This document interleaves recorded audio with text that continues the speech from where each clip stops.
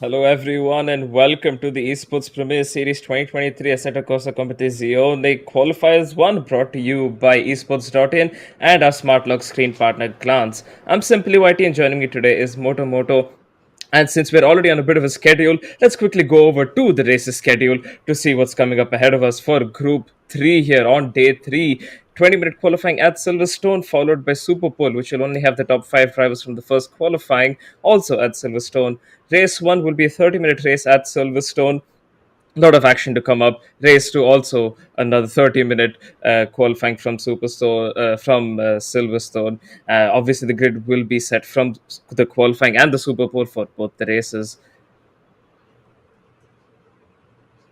Yeah, absolutely. Looking forward to today's event, and it's day three, so we have Group Three on the qualifiers. So a new set of drivers, and so a few names to watch out for. We have God of Aurora, who's worshipped the Panda. He's a very quick one. Sai Prithvi in the McLaren as well, another one to look out for. And yeah, those two are definitely going to be battling up for the top two positions. But let's see what we have in store for us, and let's head to the game and check what's happening on track right now. Yep, let's just say, and as you mentioned, quite a few drivers to look out for. A very tight packed. Regardless, we do have quite a few drivers making a few known drivers, rather, I shall say. Along the lines of Abir Singh Tekka, Madhav Sajid, all of these guys, quite proven drivers themselves. Solid midfielders, so they do have quite a bit of a chance of ending up on that podium, which will be quite crucial for them, to go into the Super Bowl, obviously finishing in the top three of the race as well. So we're just waiting on the drivers to get ready and the session to get ready before we switch in. In the meanwhile, oh, okay, I believe the session's already up. All right, so on board with Madhav Sajid then, who will be. Who's in the Mercedes? Quite an interesting lineup of cars here, Moto. Yeah, absolutely. The Merc want to known to run very high, so curbs are not an issue for this massive car. But yeah, in the BWT pink livery is Marvin Sajid, and he's one to look out for as well. He's a sort of a veteran of the sim. He knows his way around, how these cars behave over corners, how they behave on the exits and the entry into the corners as well. So yeah, his experience is certainly going to help him go up the field in today's session. Yeah, we have an 18-minute qualifying session, the same format as yesterday and day before yesterday. So yeah, a lot of familiarity with the format. So these drivers are going to have only 18 more minutes left to put in their times and head up the leaderboard. So yeah, let's talk a bit about the track. Silverstone again, one of the OG circuits of racing or motorsport racing in general. One of the oldest circuits ever made in the world, and racing, trademark, if you will. So it's going to be interesting to see. It's got a very nice set of corners: high speed, low speed, medium speed. The way you set up the car is very interesting because you can't really sacrifice anywhere. But the one thing to note is it's quite a flat circuit, so the camber is there, but it's not as exaggerated to the likes of, say, Zolder, which we have coming up. Yeah, I mean, the Baggett and Beckett section does put a little bit of stress on their tires, but of course, it's nothing compared to when we obviously head on over to Zolder, where track elevation is something that those guys will obviously have to keep an eye on. Not for Silverstone, though, where, again, as you said, quite a flat track, but then again, it's not an easy track to get by, at least. It's still a very challenging track. Takes a lot from the driver to extract whatever lap time that they can out of the car on this circuit, because it might be easy to drive on initially, but it is very hard to master, and that will definitely prove a challenge for quite a few of these drivers. Yeah, as you can see on board with Gaurav Arora in the Porsche, the you know most nervy cars to drive, especially with a quick setup because it's just so eager to turn in too much and spin you out. So you really need to be really a veteran of the sim to manage this car. And so far, Aurora is doing pretty well. He's navigated Nuggets and Beckets pretty well. He's on the track and into Baden as well. It's a good exit. Now into Abbey, a corner which is very high speed. See the Porsche, you can see the rear just stepping out a bit more, helping the car turn around, and the steering has to be so smooth because you do not want to scrub your tires. Although in qualifying you can take those liberties because essentially you're not too worried about tire saving, but especially in the race, you really need to be really smooth in your turns. We have a nice picture-in-picture mode of the car you're currently watching. The driver at work is Aurora, and he heads out of the loop section, gets a good exit into Luffy, brake and turning at the same time with the left arrow sign on the right.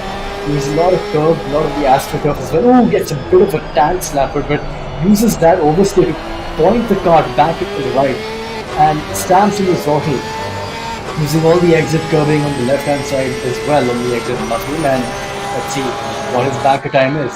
A 59.2. That's actually quite disappointing by his standards, but I'm pretty sure he's going to look to improve on that. Yeah, well, it wasn't the most perfect lap from him side. I mean, obviously, we saw a bit of a mistake there in the final corner. Things that he can iron out over the 15 minutes that is there in this session. So, nothing to be discouraged about still. But I mean, of course, his closest competitor, Cyprus, is already in the 57. So, it is something Oh that he'll wow! have to work on over the session. But yeah, I mean, considering the track evolution and obviously the skill of Cyprus, I think. Perhaps we could see maybe a high 56 or maybe even a low 57. All of those are quite possible, in my opinion. Yeah, Sai Prithvi, in fact, from what I remember, he was akin to driving the Porsche for a long time. But now he's got new grounds on the McLaren. He's sort of experimenting. The new McLaren Evo is known to be quite quick. Very nifty in the corners. It really likes to turn in and is stable as well. So yeah, new grounds for him to experiment on, and he seems to be doing very well in that McLaren so far. 1.2 seconds clear of P2, which is a sizable margin, especially for the banker laps which are coming in right now. A few other drivers to talk about. Madhav Sajjan puts himself in P3. Not known to be very quick, but again, that experience is being on showcase right now. And he set himself up in P3 with Rao quite a while behind, way behind him with it's 1.2 seconds or more, 2.2 seconds rather. And he's looking to sort of, cement his position in the podium grid. Is Madhav. But back on board in the Porsche, let's go on board and see how he tackles into Abbey, the car, fighting on the exit and on the entry as well. Oh, I think he's gone off, so it's a write-off for Porsche driver. But so far I think we're almost halfway through. The lap times are coming in. The grid has sort of established itself. What do you say? Do you think we're going to have any surprises wherein people are going to move up and down the order, or do you think it's cemented so far? In my opinion, there could be a few changes, to be honest. I mean, God of Aurora in P2, he's 6 tenths away from Cyprus. Cyprus improved on his previous lap by 3 tenths. God of Aurora improved by quite a bit, but he's still 6 tenths away from Cyprus. So I think a good scrap is coming up between those guys. Madhav Sajjan and Shashank Rao in P3 and P4. Those guys have a pretty solid chance of fighting it out for that position. And of course, let's not forget about Abnetic, who's also pretty much at it. And, he could be a solid contender for that midfield position. And if he has got everything right, perhaps he could also be on the podium or in contention for the podium, at least challenging Madhav Sajjan and Shashank Rao. Yeah, I mean, it's one thing to qualify well, but it's another to do and take that confidence into the race as Madhav gets a bit loosey-goosey in the exit of the loop section there. Having a bit of a lawn-mowing session with the grass and the gravel there on the right-hand side, but no harm done. I think he's going to continue putting in those laps. One thing about ACC is that you can just fuel in for a lot of laps and just do them consecutively, which really helps you build that confidence over the course of the session, which is not something you can do in different cars where the tire wear is that much higher, carry that much more speed. But yeah, ACC is pretty good for that because it really helps you, get into that muscle memory. And Madhav turns it a bit too early for Cops there, and it's a lap is a write-off already.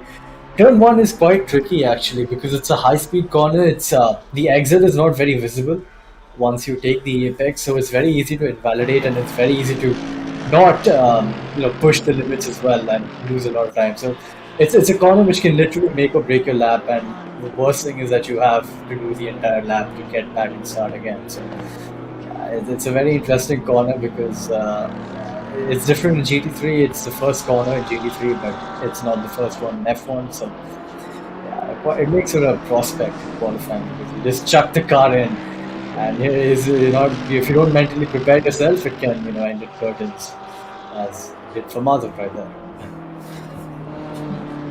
Absolutely. I mean, this track, as I did mention earlier, it is exactly, as I said, it was before, easy to drive on, quite hard to master. And clearly, it is proving challenging for quite a few of these drivers, as we did see yesterday as well in Group 2, where only about 4 drivers actually set a lap time in the Super Pole. Sorry, only 2 drivers set a lap time in the Super Pole. So that just goes to show you how tricky this circuit can be with its track limits and such. So, yeah, these guys have to be mentally prepared on their outlaps. So just make sure they're there the second they cross the line, because that turn one comes at you very, very quickly. So they just have to be on their A game just as they're exiting the pits on their outlap, to be calm, composed, and obviously make sure that they can go ahead and set in a good lap time. Yeah. Yep, and what something that's gone unnoticed is that Aurora has eked into the gap that Prithvi is cemented over the rest of the grid. He's 6 tenths away now. He's 1.2 before, so he's essentially halved it. But 6 tenths is still quite a large gap, especially in GT3 racing as well. So hopefully it's not going to dissuade him too much, and he's going to keep pushing on. I think he's on a push lap right now. It certainly looks like it. I think let's see what time he does on the exit of Luffield. It's car turned in quite nicely. Ooh, goes a bit too wide on the exit, and I think that lap is a write-off as well. But I think he's fueled off for more than one, so he's going to continue in again. That was a 57.9, which was still a ways off of Prithvi in the McLaren, but Aurora is known to be very quick, and his expertise in the sim is actually in race trim, where he really displays a cool head and waits for his passes rather than just dive bombing everywhere. So he could be one to look out for, and I think he's going to probably take the lead into the second sector ahead of Sai Prithvi. So I do watch out for Aurora because he is one to watch out for in the races. Very quick, very nifty with his driving, and it's for sure. On board was missing the apex, but Jim gets a bit of a tag slap as well. The car turned in and out from the field, and takes ages for him to get to the apex, but he's going to keep pushing on. Let's see what this lap is. It looks like a 59 to me. Yeah, 59.3. Which is because it's put him in P3, substantially ahead of Madhav, even with Field not being up to his benchmark. I think he got clocked up by the McLaren over there. Hopefully that's not turned into any incident. Not nice to see any incidents of impeding in qualifying. It's it really harms a driver mentally when you get impeded by another one, when you're already in a good flow state, if you will, in consecutive laps. So, let's see how the session proceeds from here. Absolutely, and quite a few Mercedes cars that we do see. Mercedes, by the looks of it, has been, other than McLaren, obviously, a car that has attracted a lot of drivers to it because of its quite, I don't know, perhaps. Okay, well, he is struggling with a bit of oversteer here, but yeah, it just attracts the drivers because it suits a lot of drivers' driving styles, with it being quite big and chunky, and obviously having quite a long front end to the rear end. It gets slightly understeery at times, but of course it loves to oversteer if there's too much load on it. So it is quite a tricky car to drive, but if you master it, it's absolutely a beast over a lap as well as a race distance. And Cyprus is starting his hot lap as well in the new McLaren. Quite an interesting livery from him, a nice selection of colors and such. But yeah, that nice selection of colors is not going to help him because by the looks of it, there was a snap of oversteer in the corner there, but he still managed to keep it, and hopefully not too much of a time loss from his side. Yeah, he's really on the limit, and at least, yeah, he was in that lap off with the wheel work right there, swerving from one side to the other. But yeah, he was really pushing the limits of the car right on the edge, and that's how you're supposed to do a qualifying lap, and that's how you extract time from the car in a qualifying lap, by being on the absolute limit. And if you're not, well, experienced enough or skilled enough, rather, it usually ends in tears with a snap of oversteer or a spin around, which can further harm you mentally down the session and the sessions to come as well.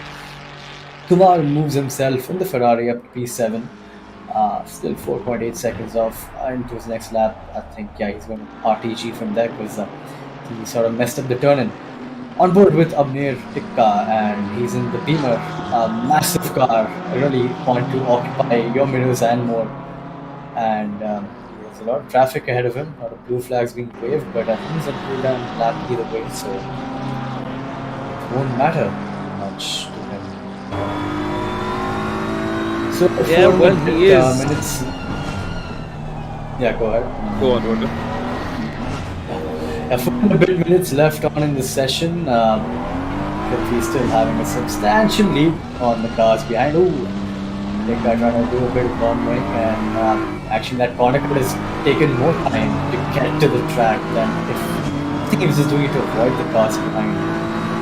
Bit of frustration displayed in the wheel work right there by the driver and the Beamer. Yes, here we go. On board the Porsche, simply take it away with this lap, or I think cool down lap probably.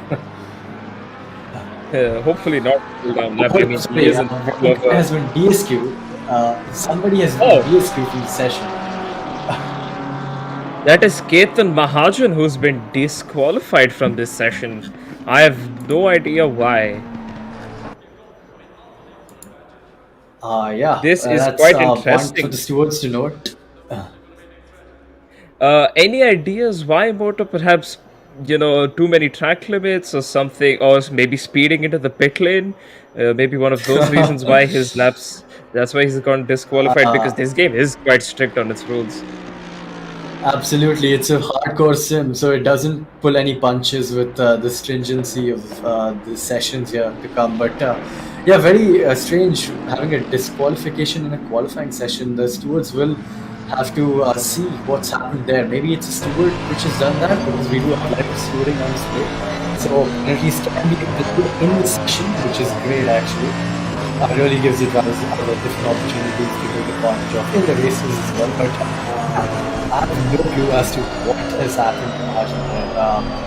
And we're going to have to check the channels and see if there are any updates on that. But not the way you're going to want to end your first session of the Qualifier 3 event. Absolutely. Considering it is the first day for them, he should be on his tiptoes and be even more cautious as he's settling into the format and settling into the drivers and all that around him. But clearly, a disqualification. It's not ideal for his situation, but it's also going to affect him a lot in terms of his mentality, because a disqualification, getting a penalty in general, is quite disheartening to a driver. And then on top of that, if you get disqualified, that just goes through the roof, and that has a potential of making you make a few decisions on the race or in qualifying, which could obviously not be ideal to your situation already. So it could turn into rubbing salt into your own wounds, but hopefully he does keep a calm head and continue onwards without making any rash decisions that could affect his race and such. Yeah, hopefully that's not going to dissuade him too much, because he does have a long day ahead of him. A lot more sessions to recoup himself and order. The starting in last actually is better than starting back, according to me at least, because you can avoid quite a bit of carnage if there is any carnage. You can avoid it, and you can take it, get up the grid very easily if you are attentive on the starting lap. So it's not the end of the world for him, but again, that mental game is always at play, especially with the Super Bowl ahead of us. So yeah, you really don't want to start off your day with a disqualification. But as things are, we're down to the fun minute, folks. Things are slowly and surely wrapping up. It seems that Aurora still hasn't answered that lap time, that monumental lap time that the McLaren driver set, that Prithvi has set, really, cementing his position in P1 right now. And it looks like no one can catch him. Yeah, I mean, Sai Prithvi is still 6 tenths ahead, and considering that Gaurav is not outside right now with only 30 seconds to go, I think he's just taken that P2 for now, because that will still move him up into the Super Bowl. That is, if he can keep it. Remember, these positions are still provisional until the checkered flag really falls and all of the drivers cross the line. So it's not confirmed yet, but by the looks of it, his chances are getting slightly better, as Shashank Rao has just gone back into the pits as well. But he could be slightly on the edge, like we saw yesterday. A driver at the very last moment got knocked out of that Super Bowl, so it is quite crucial for these guys to ensure that they are setting the lap times properly. And of course, checkered flag has fallen, so these will be the last lap times of these drivers, whoever is on the track. Abner Teka, who we're watching right now in the only BMW on this grid, trying his best to make it to the top 5 here to get into that Super Bowl. It is quite a bit of an ask from him, but we will have to see as he comes across the line now. Will he improve? He does improve, but not enough to get into the Super Bowl. Only about a second away. So that isn't the end of the world for him, absolutely. He does obviously have a chance of improving, but we do see Sai Prithvi still on the track. He could be improving on his lap. Yeah, as the racing instinct kicking in right there, not giving up, but he sort of missed the apex with the lucky, but let's see how he finishes this lap off. Again, using the kick of oversteer to point the car in as early as possible in the second apex. Moving this section again very well together, but on the exit gets pushed out and dragged out too wide. The understeer not helping whatsoever, but it's a 6-10 margin, which he's going to be very pleased with himself. Madhav is the last car who's heading out there. I think Gupta as well, but Gupta's probably done his lap. So let's see if the pink BAWT livery Merc is going to do any improvements up the grid.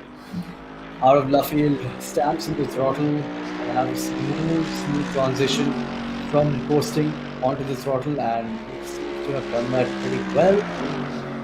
Doesn't improve, so it's P4, but yeah, it's a guaranteed Super Bowl for the driver in the Merc.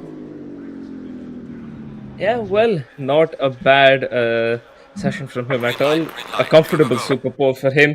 And yeah, that's pretty much the end of the first qualifier that we saw. We do have our 5 drivers who will be making it into the Super Bowl, and we do have the other set of drivers who will just have to wait until the race to further improve on whatever they can. And actually, I do have some news as to why Keithan did get disqualified. Apparently, it was because of impeding multiple cars while they were on the lap, and over a 20-minute session that could have potentially influenced a lot of lap times there. So not an ideal situation from him, but the stewards and the coordinators have dealt with the situation, and hopefully he does have a good race that will be coming up ahead of us. However, what we do have coming up ahead of us right now is a short break, and after that we will be back for our Super Bowl, so do stay tuned in.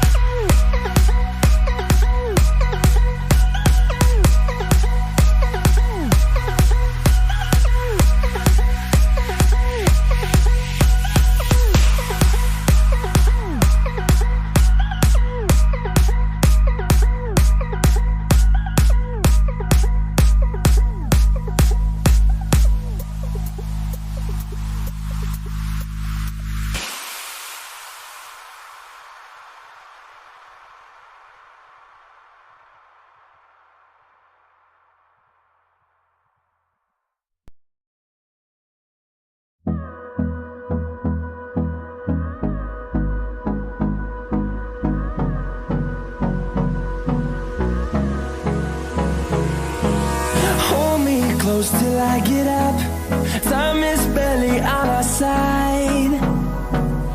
I don't wanna waste what's left. The storms we chase are leading us, and love is all we'll ever trust. Yeah, no, I don't wanna waste what's left. And on we'll go, through the wastelands, through the highways, till my shadow turns to sun rays. And on we'll go, through the wastelands, through the highways, and on we'll go. On we'll go,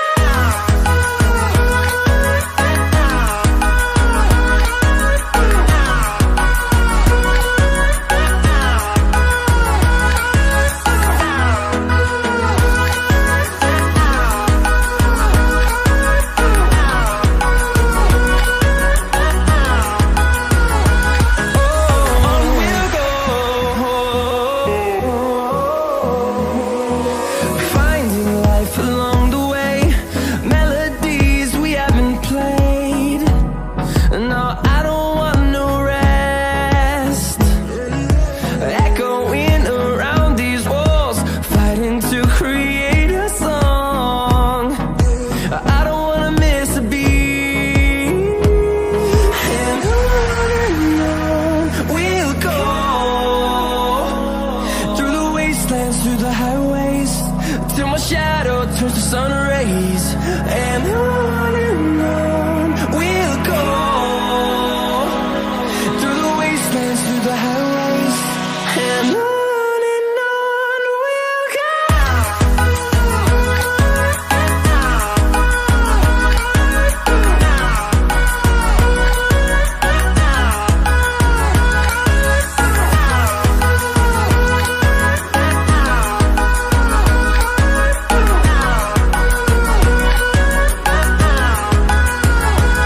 And we'll grow in number, fueled by them to see the horizon, turn us to thousands.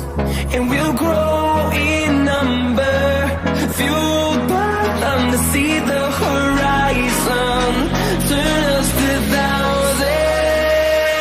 And on we'll go,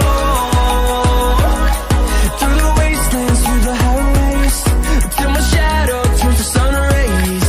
And on we'll go, through the wastelands, through the highways, and on we'll go.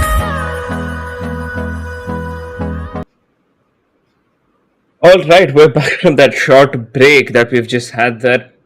An interesting qualifying one. Quite a few drivers actually quite close on pace to each other. Of course, main focus was on Sai Prithvi and Gaurav Arora, since those guys will be potentially fighting it out for the P1 position that we do have coming up in the Super Bowl and probably in the races as well.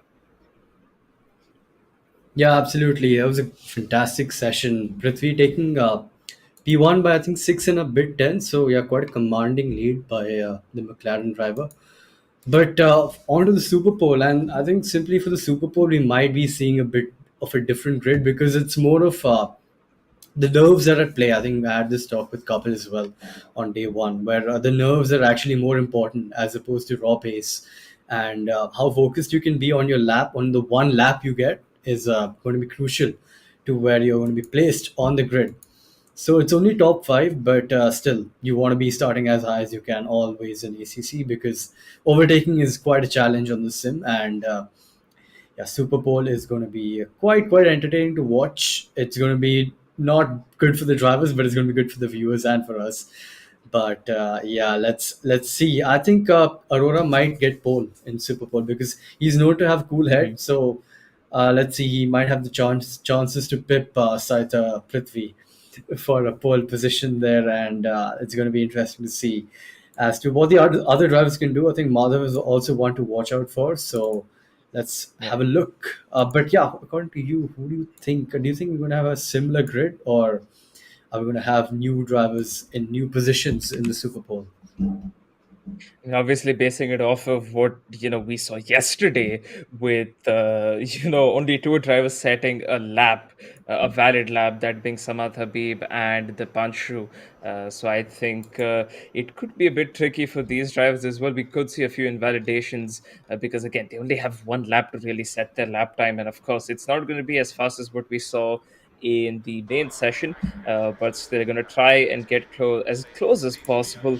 And yeah, so as you can see on your screen now, the viewers Shashank Rao, Sai Prithvi, Madhav Sajid, Kumar, and Gaurav Arora are the guys who have made it into the Super Bowl, and Kumar is the first car out in his Ferrari. So all eyes will be on him for now to see what he can do, and of course, a lot of nerves building up in these drivers because they do have to keep a calm nerve, but then again, it does get a bit overloaded because as you're doing your prep lap, your out lap, getting the temperature into the tires, there is that sort of a nervous feeling that does linger around in the back of their head, that could potentially break their lap, although they could have a potential for maybe a pole. So that could be something that these guys will have to face quite a bit in this session. Yeah, quite right. That is true. On board with Kumar as he gets ready to put those tires up to temperature, make them nice and toasty for his flying lap. So just a reiteration of the format. So we have one shot, one opportunity for these drivers essentially. After the person starts his flying lap, the guy behind can start his out lap, and then it's vice and continue so forth with the other drivers following with the same format. But yeah, what you said, the outlap is actually quite crucial because with this being such a hardcore sim where tire pressures are so important on that one lap you're going to get, because this is not hot lap mode where your tires are already at optimum temperature. You need to get them to that optimum temperature and pressure. So it's where the driver's knowledge of the sim comes into play as well, and how smooth he can be, because you don't want to crane those tires or don't want to push them too hard where you eke out too much from the tires on your out lap and ruin them for your what do you call hot lap. So yeah, lot of factors at play here in the Super Bowl session. But let's go on board with the beautiful Ferrari, yellow and red Ferrari, punches out after the cam. Let's see how he tackles into props. Fourth gear corner, want to chuck the car in, kiss the apex on the inside and drift out wide using all the state that's been offered to you, but make sure you don't cross that white line. Maggots and Beckett's where you're stringing together and the apex is gliding from one to the other. Very reminiscent of the Suzuka S section, but without the camber. So yeah, Maggots in the last right-hander want to get a late apex so you can get a nice punchy exit onto the back straight here. Underneath the bridge, preparing yourself for the only uphill corner, I think, on this track. Into stow corner, where you turn in early actually in these cars and again drift out wide. Same concept as the turn one into Vale chicane. Chuck the car in, kiss the apex, and make sure you stamp on the throttle as soon as possible without harming the rear tires too much, and avoid the sausages on either side of that chicane, because you touch them, you're a corner. Your lap is absolutely gone. Into Abbey, chucking the car in. The car does get quite light here with the rears kicking out, but I think that's setup on the Ferrari is quite stable because we didn't see any fighting on the wheel from the driver there. Into the loop section, one of the most technical parts of the circuit, where the camber is helping you but also not helping you in this ending part of the loop where it's off camber. So you really need to be patient with the turn in and then integral to get a good exit as you're preparing for the final bit of the lap. Heading down into Luffield, the nerves are at play here, very easy to invalidate into Luffield and out of it as well. Turning just before that arrow on the right hand side, eating all the astroturf from the left, flinging the car back into the apex, make sure you point as early as possible. A different line through here compared to F1, where you're waiting for the car to turn in as it slowly and surely turns in, and then punching out of this corner. Let's see what this lap is. It's your first lap of the day, folks. A 2 minute 4.52. Not quite representative of the top times, but still a pretty clean lap. Absolutely, it's still quite a good lap. A one lap to begin with. You have no grip in this session, so he's done whatever the best he could over one lap, and still not a bad effort from Pratyush Kumar here. As we do watch Madhav Sajit in the pink BWT Mercedes starting his lap, and Moto. This lap could be a solid chance here for a P3 if he can string it together. Yeah, I mean, let's see how he goes on board with the muck. Very slow to turn into that first corner, but he's muted that quite well.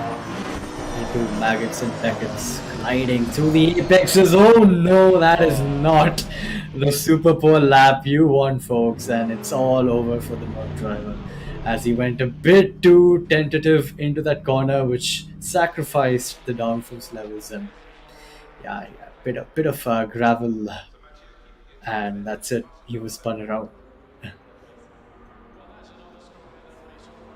Yeah, well, that was quite unfortunate. He will have to start from P5 if the other drivers can set in the lap, as we do see Shashank Rao on his out lap.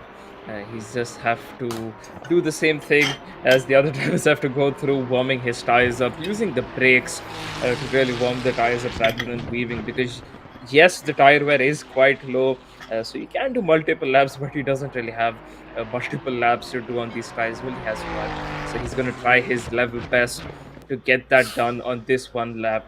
On this one set of tires. So minimizing the wear as much as possible by not really weaving but using the brakes so that the brakes get hotter and they transfer over their heat over to the tires, so the tires actually get hotter. So that will be something that you'll see quite a few drivers do. So if you do see any sudden breaks that they're hitting in the middle of the straight or something, that is because they are using the brakes to Oh no. heat up their tires.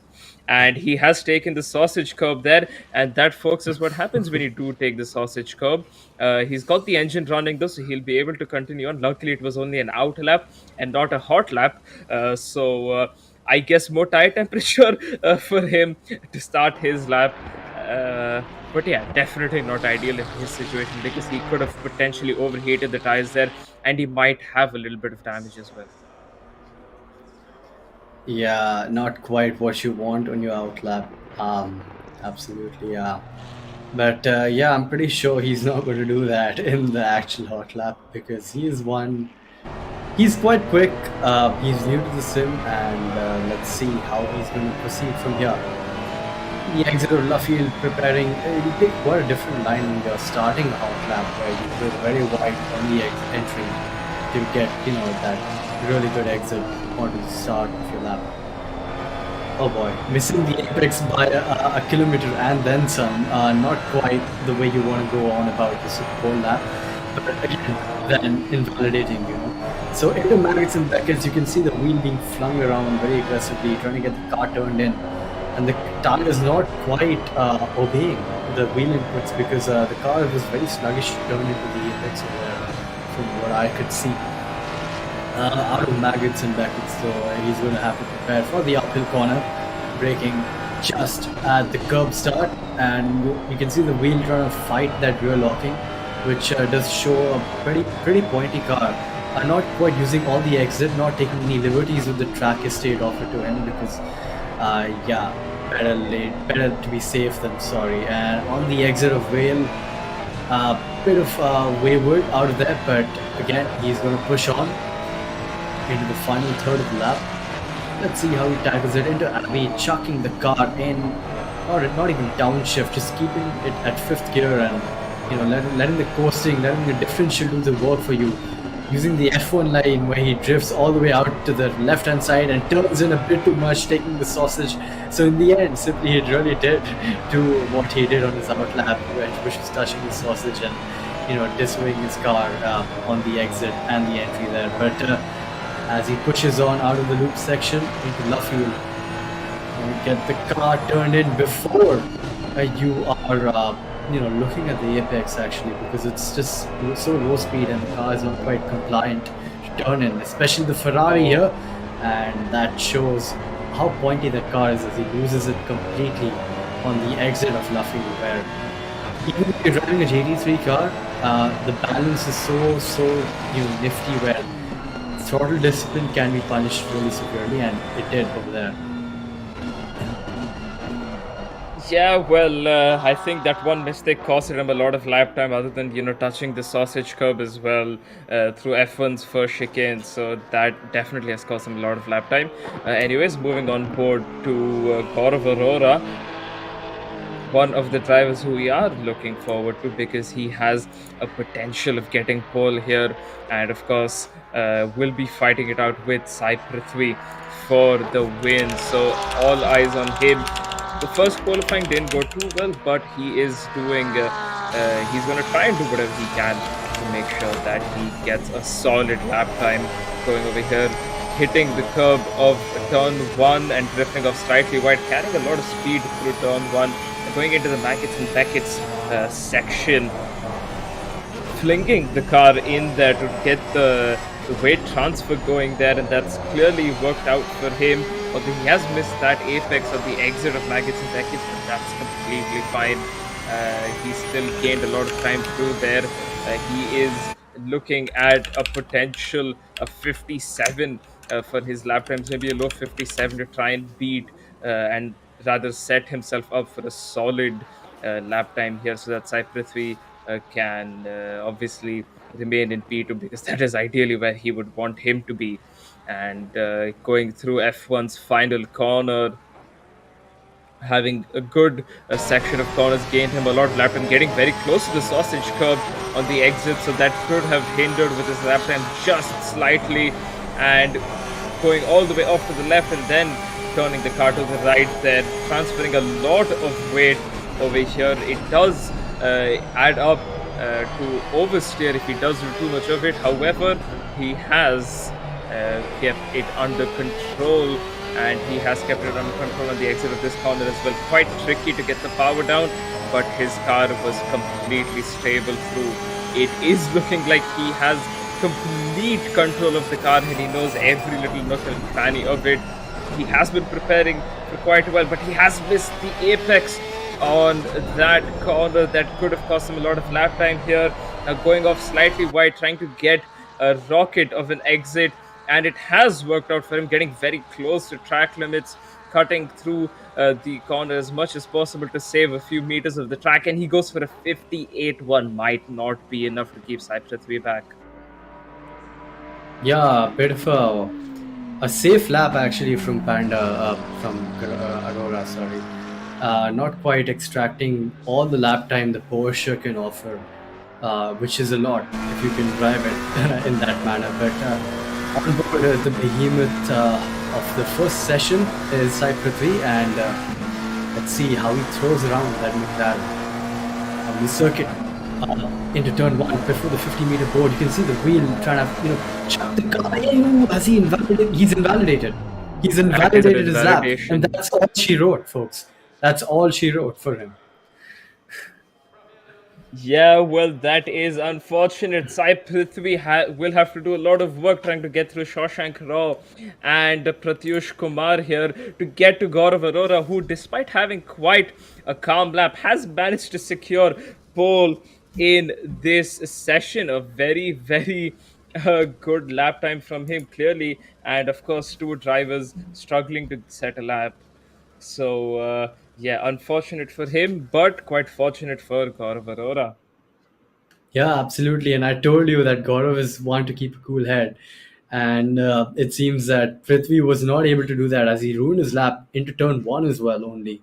So, yeah, a bit of a underdog showing actually from all the drivers, considering they're all a position ahead where they thought they would be, where Prithvi did ruin his lap in the end.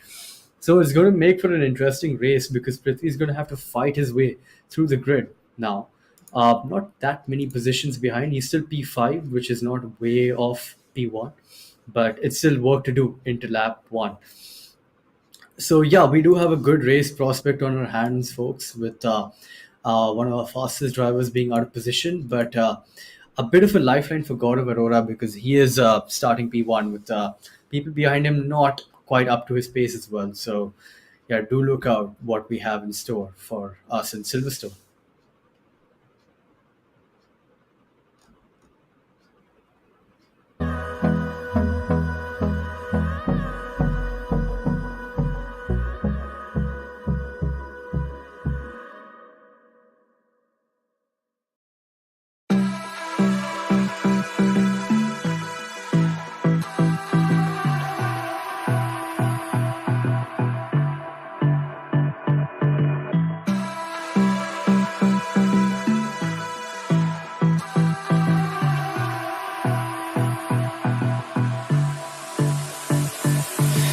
I don't know what you want.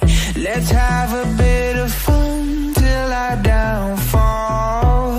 My love, if you feel like I do right now, don't say you're on the run to the other side, my love.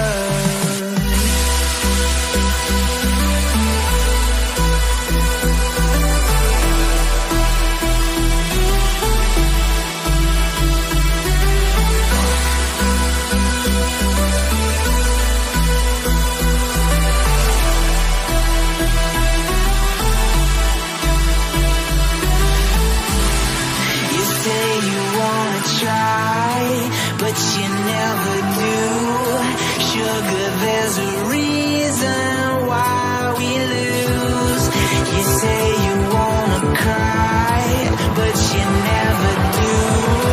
Sugar, there's a reason why we lose.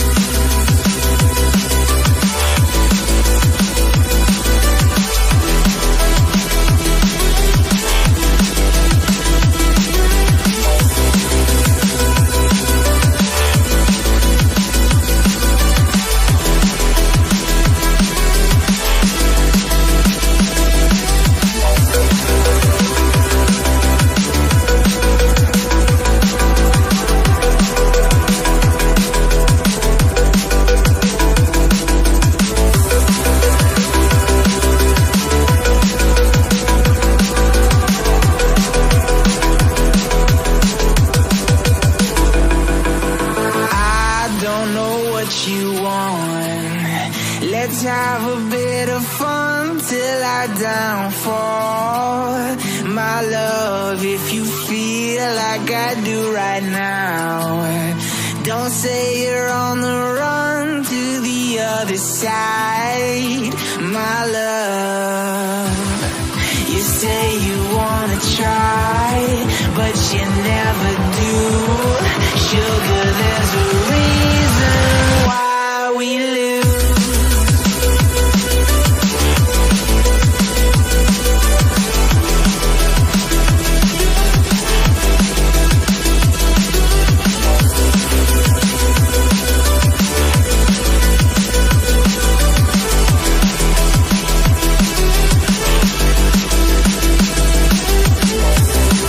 You say you wanna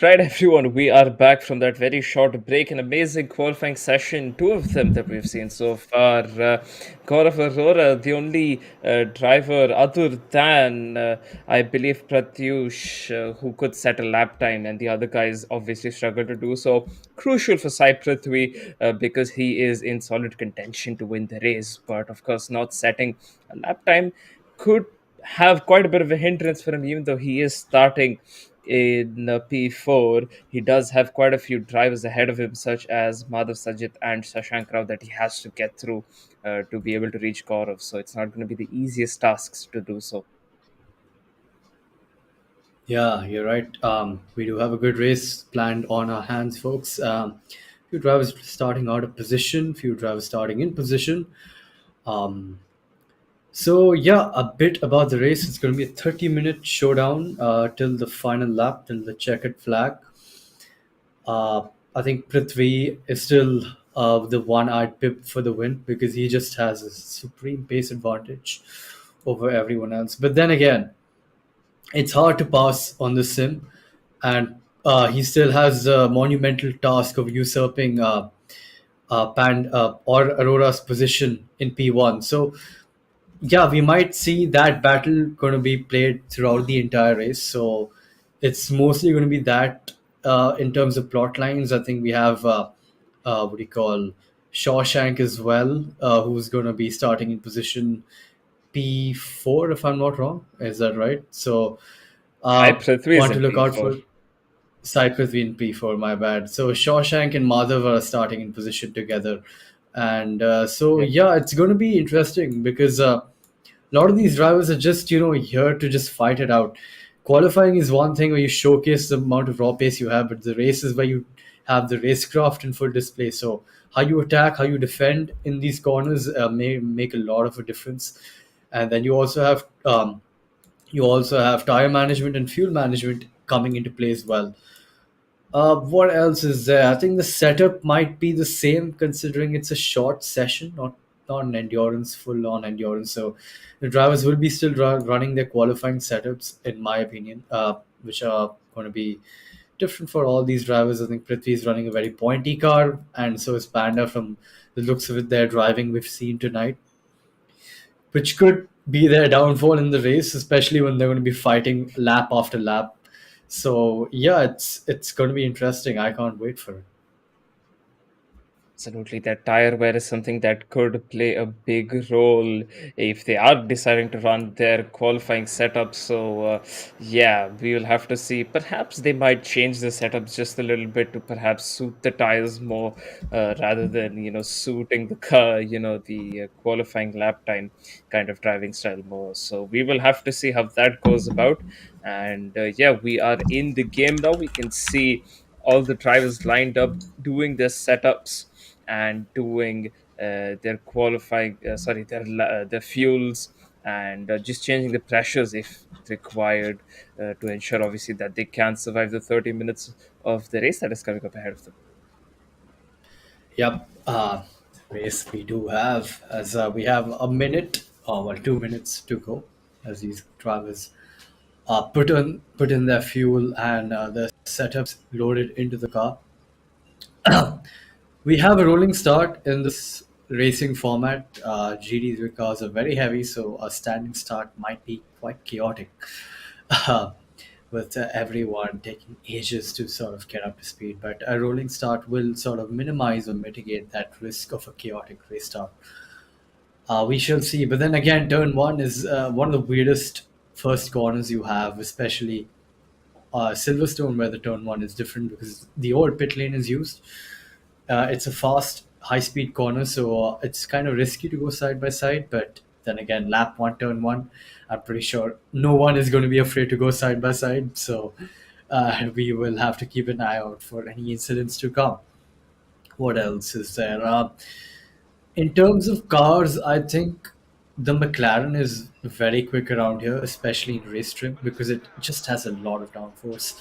The Porsche is one which is a rapid in qualifying, but very nifty and very hard to tame, if you will, in a race condition because the tires are are just torn apart by that Porsche because of how much speed you can carry in that car, with it being a rear engine car, where the rear end just likes to step out that more often. So yeah, a lot of different plot lines, a lot of different cars and behaviors at play, and it's yeah, it's looking to be a good prospect as the drivers have 15 more seconds. We can see the cars are jumping around. That means they are loading in their setups. That's not a glitch. It just means they've loaded in their setup and they're ready to rumble, if you will. Ready to rumble indeed, as we will begin with a short formation lap where you will see quite a few drivers going through each other. But that is again, once again, normal because they want to build up as much speed as possible and then hit the brakes so that again the brakes get hot so that they have optimal brake temperature as well, because they will also be cold while going into turn one. But then eventually, as you can see, as they get closer to the line, they will all line up properly and go on from there. A few drivers might be out of line here, so we could see a few penalties coming through, which is not good. But the green flag falls, and we get away with Gaurav Arora having a very, very good start. And that is Sai Prithvi, who's up into P2 already. A very, very good start from him. And in P3, Shashank Raw fighting it out for that P3, but he has fallen behind. Not an ideal start for him. So Gaurav Arora already pulling away a second of a gap to Sai Prithvi and the likes. We do see two cars going off wide there. That is Shashank Rao. Madhav Sajid has avoided the chaos but goes onto the grass to avoid it even more and has remained on the grass. Comes out ahead of all of this. Abner Tikka getting involved in the battle in that BMW, with the Shashank Rao actually losing out on quite a few positions of the start here. Pratyush Kumar making up a few positions and getting involved in this battle for P3, which Madhav Sajid currently holds. Yeah, very clean start. A bit topsy turvy for the drivers behind. Prithvi got a dream start. He's already right up behind that Porsche's rear of Aurora. But on to the battle at hand, we have Rao, right hot under the collar of Madhav in that pink BWT Merc livery. And yeah, you can see Shawshank just taking the better line, trying to get the run in on the Merc ahead of him. But that Merc is occupying and making his car as wide as possible. There's a bit of argy-bargy between the McLaren of the, what do you call, Nikhil and the Ferrari of Kumar, but it's just rubbing his racing. I think no harm done there, as Kumar just comes away with that bit of contact unscathed. So, and he's going to move his attention to the beamer in front of him, of Abner Tikka. And tell you what, he's already right up behind him. So a huge pace difference between those two cars. The battle for P2 is still hot for the race left for us right now. He does seem to have that pace advantage. We have seen him have throughout the sessions, but that super pole was not what he wanted. But he's mitigated the effects of that super pole position, and he's already right in P2, ready to pounce on that Porsche in front of him. You can see him sussing out the lines of the Porsche. The Porsche is just so eager to turn in, whereas the McLaren is just gliding through these corners. Just a nice harmony or juxtaposition between the lines these two guys are taking, where the cars are just behaving differently. Into Stowe Corner, the McLaren is still right behind the Porsche. But as you know, folks, one thing to catch up to a car and another to pass it. Yes, Sai Prithvi is starting to put pressure on Gaurav Arora there, and earlier in the first lap we did see Abner Tikka go off the track quite a few times in his BMW, so he was just avoiding action from Pratyush, I believe. And talking about the guys behind, we do see Shashank Rao getting once again quite close to Madhav Sajid here. Will he be able to make a move is the question. Can Madhav Sajid actually make a mistake going into the Magnussen Beckett section? Not by the looks of it. He has kept it straight. Apologies, it's not the Magnussen Beckett section, but it is a chicane regardless. And Shashank Rao does get very, very close to Madhav Sajid's rear there, but they have both gotten away quite cleanly. And talking about a few incidents here, yesterday we did see a few drivers get penalized just for an unnecessary dive bomb. So a penalty could perhaps be coming Nick Hill's way if the stewards do deem to give him a penalty for that, if it was unsafe by any chance. So that is something we will be keeping an eye out for. In the meanwhile, we can see Pratyush Kumar getting quite close to Abnay Tikka's rear. Abnay Tikka having quite a bit of a dodgy exit out of the final corner. Nothing, just a bit of a tank slapper, but nothing too crucial. Although Pratyush Kumar is closing in on him, two tenths a lap faster than him. So, but he does go off wide there. So that could potentially be a track limit warning.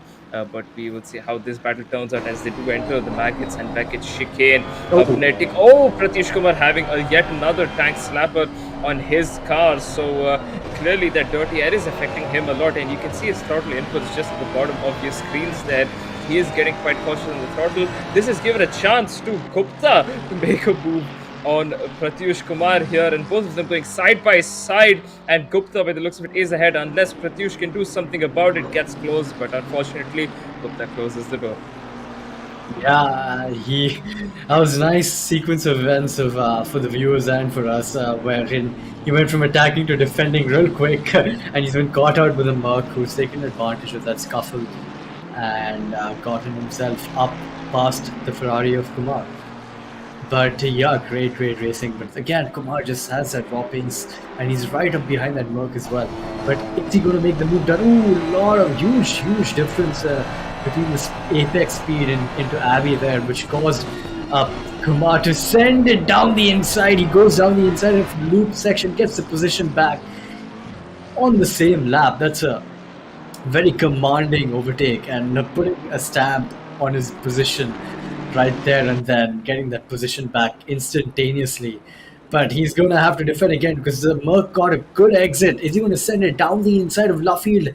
Drags back and hangs back wisely. Good decision there, and no contact observed between those two cars. So this turned into a three-way battle between the Beamer, the Ferrari, and the Merc right behind that Ferrari right there attacking.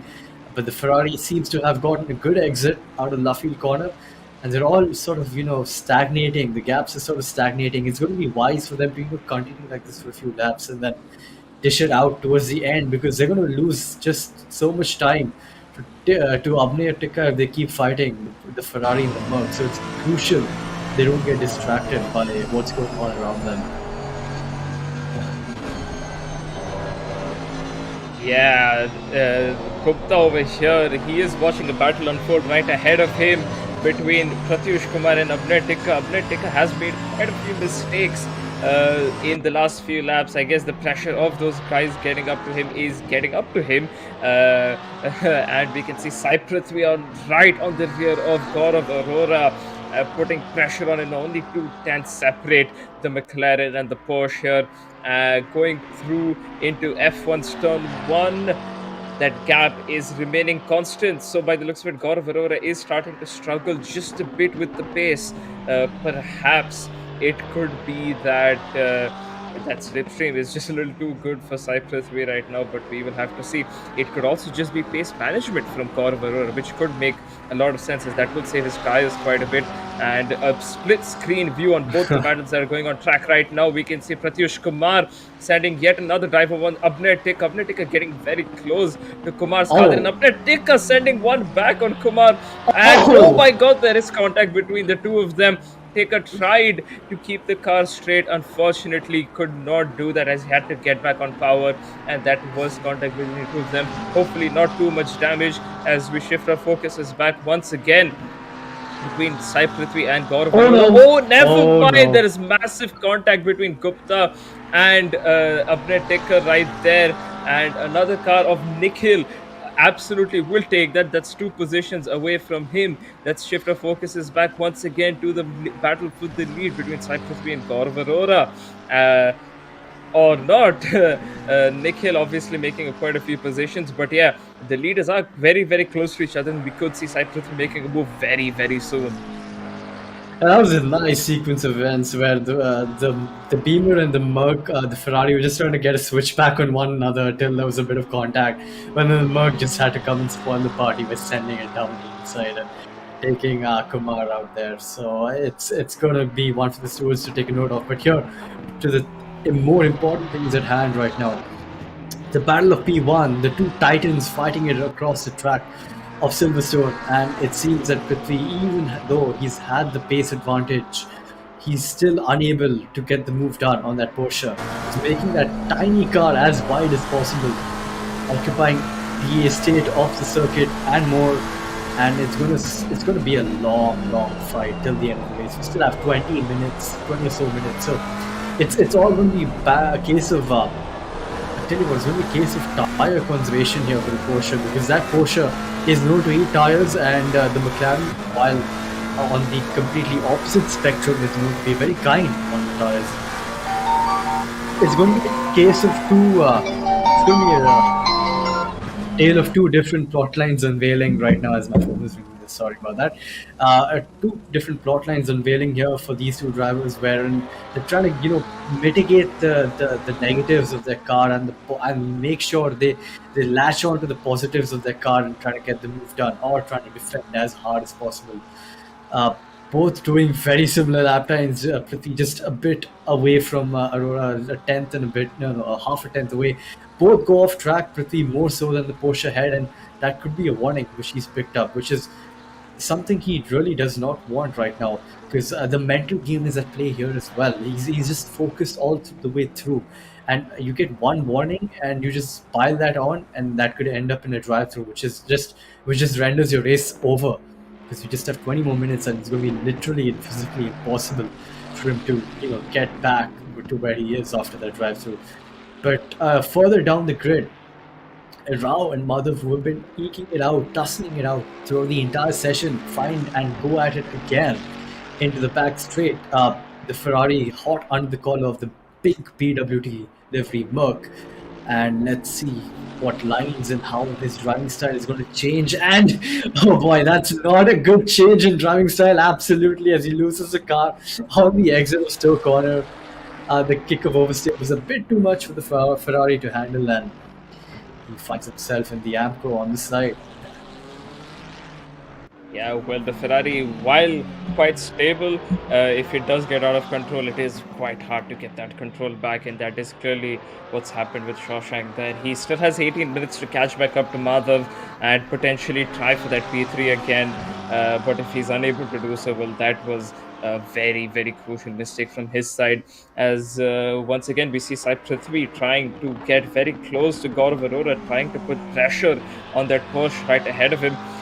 Clearly it is not working out, because Gaurav, as you have mentioned, Boto, is a very, very patient driver, and even if he does somehow manage to get overtaken as Sai Prithvi, they're pretty much bumper to bumper over here right now, taking all the slipstream that he can get, pulling off to the side. Nope, still stucking in the slipstream. Maybe he'll be able to make a move here, and he does decide to stay back, perhaps forcing Gaurav to make a mistake, or maybe making a move going into Maggots and Beckett. They are side by side right now, and they're still going side by side, but by the looks of it, Prithvi has to back off, and Gupta does get a 10-second penalty for the collision that he did cause earlier on. Yeah, Karora really bullying his way past and letting Prithvi that he is not going to let him pass whatsoever. As they're heading on into Maggots and Beckett, they were side by side, but then yeah, he just pushed stretched his arms out wide and said, essentially, you shall not pass. But passing is what Prithvi has been trying to do for the past 8 minutes or so, and let's see how he's going to tackle that Porsche, which one of the strongest characteristics of that light car is the acceleration, which is essentially being the saving grace for Aurora right now, because the traction he's getting out of these slow speed corners is just monumental, and compared to the McLaren as well, where even if you take a wider line and get the power down before the Porsche, the throttle which the Porsche is getting is just so extravagant, but he's just unable to answer back or reply to that acceleration which the Porsche has. So it's really interesting to see what else Prithvi can do to overcome that. So it's going to be a while till Prithvi gets the move done here. Prithvi will continue to try to make that move. However, it could be a while. Only 16 minutes left in this race, pretty much at the halfway mark. He will have to try his best to make sure that he can get that move done. Start building up that pressure. He did lap 5 tenths slower than Aurora in this lap, but it was quite clear to see why. A very, very heated battle between the two of the leaders over here. Prithvi will have to continue to put pressure on Aurora, but clearly it's not working just yet. But perhaps at some point later in the race, he could be able to find a cracking point, a breaking point rather, in his patience, and then perhaps make a move there. But for now, Prithvi still following very, very closely, not able to get the move done just yet, but he is following in that slipstream and trying to avoid the dirty air as much as possible. Yeah, you can see Gaurav, he had a of sort of course, a lengthening run. up. Yeah, go ahead. Gaurav, of course, making that Porsche as big as possible of that very tiny car against that McLaren, which is quite long and wide in comparison to the Porsche, clearly is a difficult task, but he's pulling it off right now. Yeah, he was getting a sort of a run out of Magnussen. I could see, but then again, Porsche just stretched his legs and eked out a gap. Rao having another offing finds himself right behind Kumar, who's moved himself up P4 after that skirmish he had with the Merk of Gupta, who has rightfully so received a 10 seconds penalty for that outlandish move on the Ferrari driver. But back onto the action as once again Prithvi is being forced to stare. What he's had to stare for the past few laps or so. Rao has gone into the pits. That's very interesting. Rao has pitted. Is he He calling has a pits RTG. session? Or maybe it's the damage he received from the Merc of Gupta, which has just been unable to. He's been unable to overcome that damage, and the car is just not responding to his inputs the way he wants it to. But yeah, back on road with Prithvi, he's still hounding that Porsche of Aurora, and it's only going to be a tail. I think what I'm thinking is the final few minutes of the race, the final 3 or 4 minutes, is where things are going to get really, really spicy. So it's going to come down to the tires, if I do say so myself, wherein the tires are just being absolutely thrashed around at this point because both these drivers are pushing as hard as they can. There's no tire saving going on for both of them. Maybe Aurora's doing a bit while trying to defend, but he can't, he can't afford to be lax at all because one little mistake and one little, bit too much of posting into the corner, and Prithvi's will bounce on that opportunity like a hungry lion. Certainly, Prithvi is just waiting for that one slip up from Aurora to make that move, which could be quite crucial. Aurora, of course, not letting that slip up happen just yet, but that last few minutes prediction in the last 2 laps maybe could be possible as he does take a bit of the sausage curve, but keeps the car fairly under control. And by the looks of it, Prithvi couldn't deal with the sudden closeness of Aurora as he did rapidly slow down because of that mistake that he made. So Prithvi having to struggle a little bit with the traction there, but still well within half a second of Aurora. So a lot of slipstream to help him catch back up and put that pressure on him once again, just from his bumper to Aurora's bumper. Absolutely. Prithvi really hounding the McLaren, torturing it, if you will, trying to get the move done. You could see him working away at the wheel, sawing away at it, trying to catch and react to that snap of overstay he was getting in the loop section, which is certainly not going to help his tires whatsoever.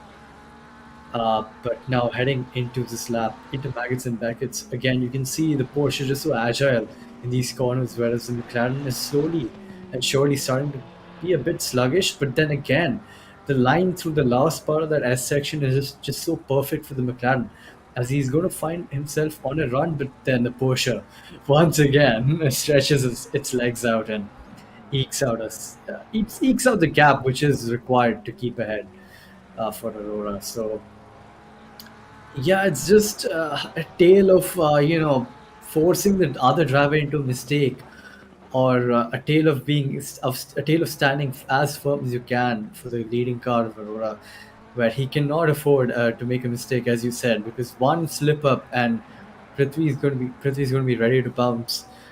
But so far, that cool head of Aurora has been as cool as you like, and it's really helping him. As we once again get this split screen view from Prithvi's car, his helmet actually, to see what he's seeing right now. Getting once again very close in the same corner to Aurora's bumper there, and potentially having yet another contact, but he has managed to keep behind. He is using that slipstream to try and catch back up to him, but right now it is not working out. Aurora still very, very cautious, and he's actually started to brake a little bit more to perhaps put Prithvi off here, because Prithvi will have to adapt to the car ahead, which of course is Aurora, who he is fighting it out with for that P1 position. So he's starting to also use a few tricks over here to keep Prithvi behind.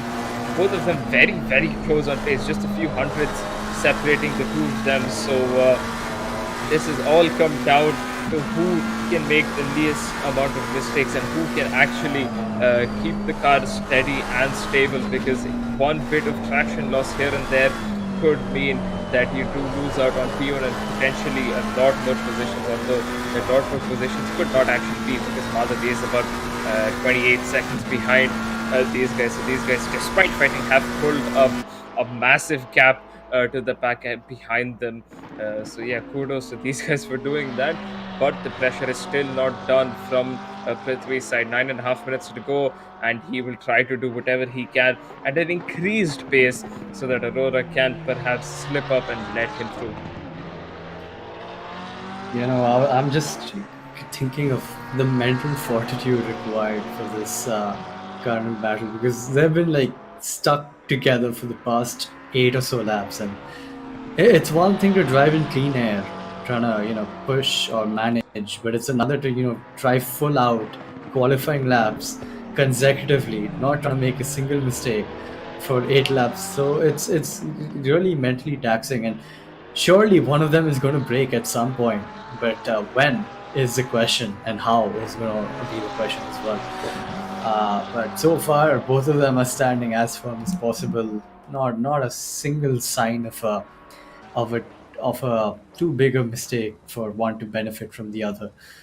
But you can see again the difference in lines. Prithvi is getting sort of impatient. He's taking more curves, more risks into the corner, trying to carry more speed. But again, Porsche just so good on the exits, just unable to give any chance, any sniff of an opportunity for the McLaren to capitalize on. And it's just been the case for the past 8 or so laps, hasn't it, simply? But you know what? I think a move is going to be made in the final 2 minutes. What do you think? Do you think they're going to just stay like this for the rest of the race, or do you think one of them is going to actually, cut the moves and actually go for it? Following the current trend, I think, despite Prithvi's best efforts, I do believe that it might remain as it is with Prithvi and P2 and Aurora and P1, because clearly none of them, despite wanting to give up, none of them have made any significant sort of inroads. Aurora's not really pulling away, and Prithvi's not really closing in much to Aurora, so they're pretty much equal on pace, maybe a tenth or two here or there, which again is of course not enough for you to make a move, especially in these GD3 cars. You have to have at least around a second, maybe half a second on the car ahead to make a move. So for now, what Prithvi can do is put pressure on one of the calmest drivers I've ever seen. So it might not work out in his favor, but then again, a last 2 minute move could be possible because of the frustrations building up. Yeah, you can see that frustration visibly, evidently, where Prithvi is struggling in that loop section, where he has been compared to Aurora. I think that's where he's been losing the time in the Porsche head, because the Porsche has been so stable through that section, but Prithvi is just trying to push that much harder, and the car into the apex that much quicker, which is costing him because the wheel work in that part of the track is just so rampant. It's like he's just fighting for his life.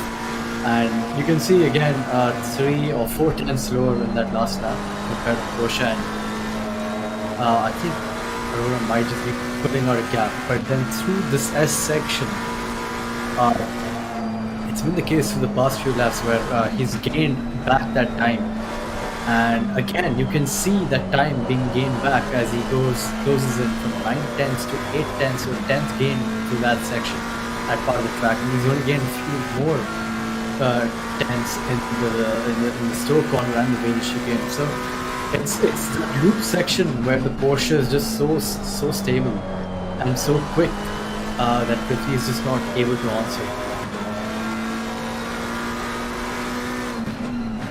Yeah, well, both of them obviously have their strong sectors. Gaurav's strongest sector, of course, being the last sector.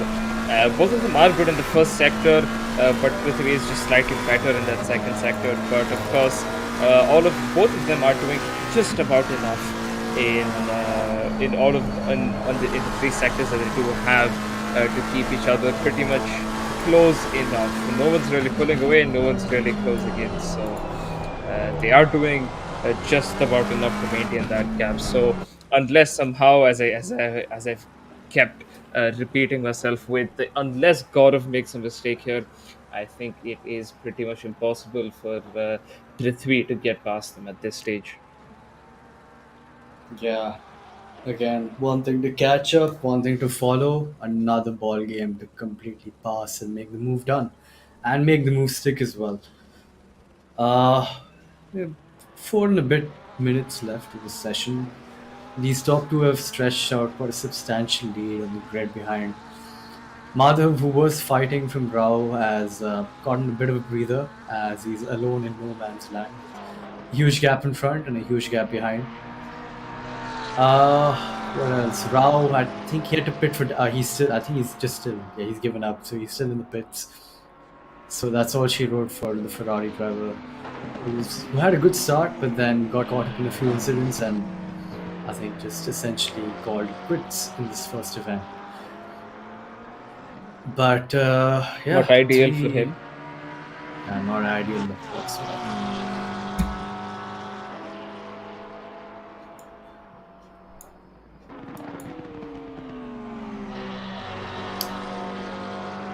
Well, oh, okay, the Porsche getting a bit wayward right there as we cut to Madhav, just going for a bit of a Sunday drive, no man's land. I think this gives us some nice time to talk about the session to come. Zolder, based in Belgium, not Netherlands, as I've been corrected by so many people. So apologies for that on day one. But yeah, Zolder, completely different track. What's interesting is that we don't have a qualifying in Zolder. They're going to straight head to the race. So it's where the muscle memory is kicked in for Silverstone. And who else? I think it's very close there. But yeah, the muscle memory is kicked in for Silverstone. So they've done so many laps. They've done the qualifying, the Super Bowl, and then the full 30-minute race as well. And now they have to head to a completely different nature of a circuit, where in Zolder, which is tight, twisty, narrow, has elevation, has a lot of camber as well. Actually, not a lot of camber, but a lot of elevation, mind you. And there's that one chicane where you absolutely have to. Well, we call it the RNG chicane for a good reason, because it's up to the car and the driver as to how much risk they want to take in that corner, where you can gain a lot of lap time. So yeah, what do you think is going to be the mind game going into the next session? Because now Silverstone, completely different track, but Zolder, completely different monster altogether. We might see a few more incidents in Zolder because they're not used to it, or do you think everyone's going to take it safe and we might see a procession ahead of us? Well, for one thing, it is quite, it is even harder in Zolder to overtake, although we did see quite a few good moves happen yesterday in Group 2's race, but then again, those incidents just racked in at the same time. So, in my opinion, people will be even more daring to go for a move because it is quite a narrow track and missing your brake markers is, just that much easier for the drivers to do. So we will generally just have to see what happens. But I do believe that incidents will increase in terms of number, and potentially lap one incidents will be on the high because of the closes that they will be starting with.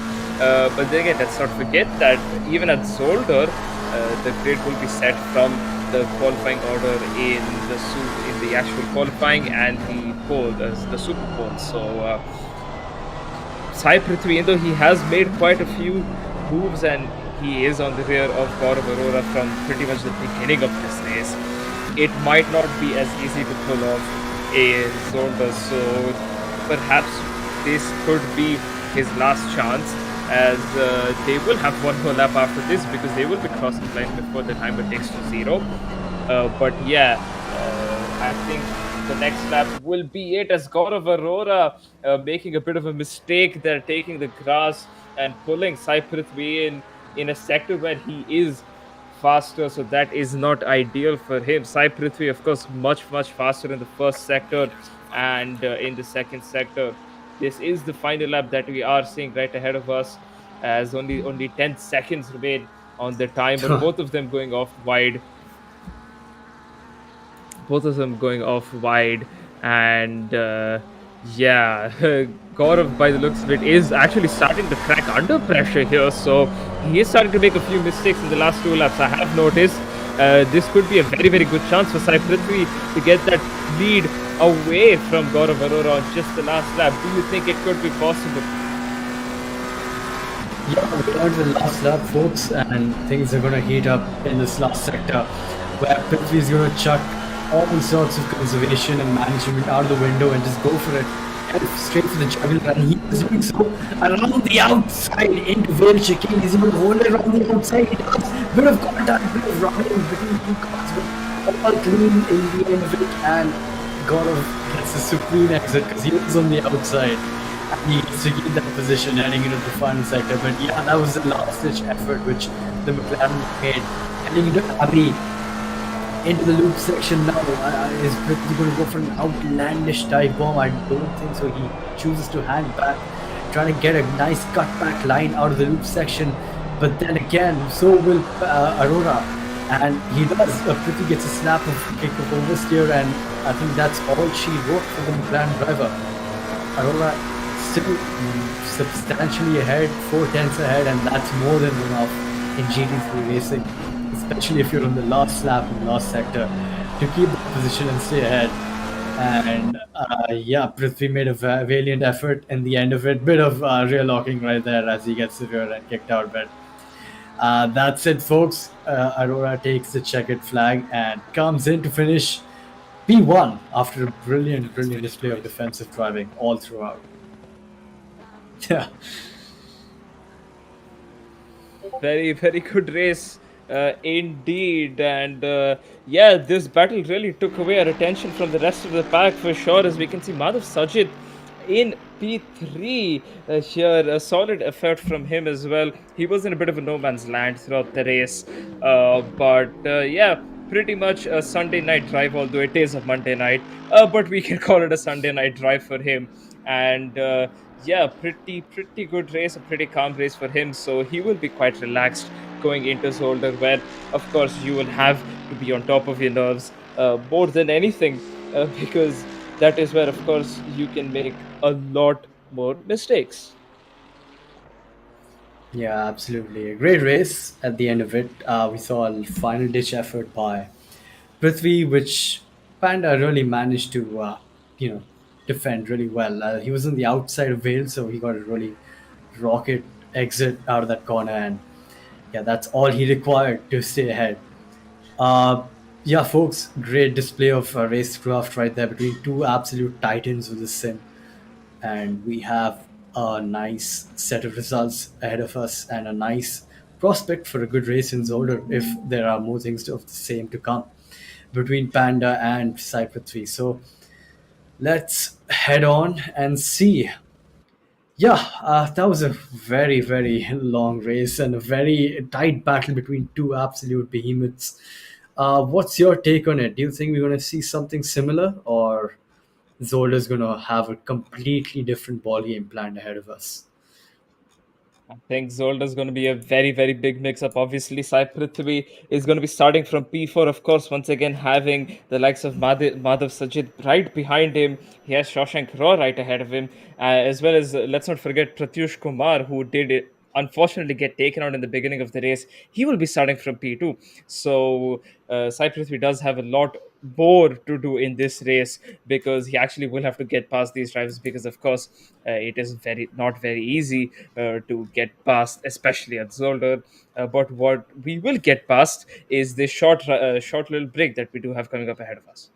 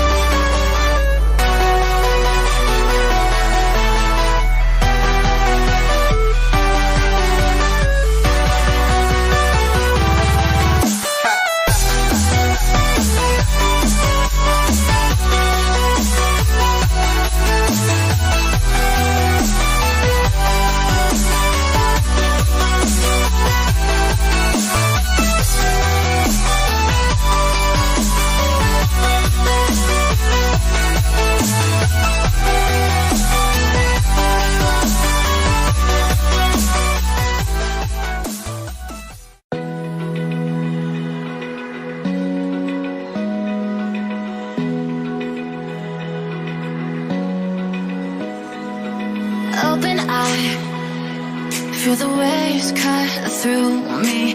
Hypnotized by the sounds I'm breathing in. Hold tight, hold tight. Chemicals collide. Hold tight, hold tight, hold tight. Dripping lights paint the skies, all because of you. Dripping lights paint the skies, only you can make me move. You can make me move. Can make me move. You can make me move. Can make me.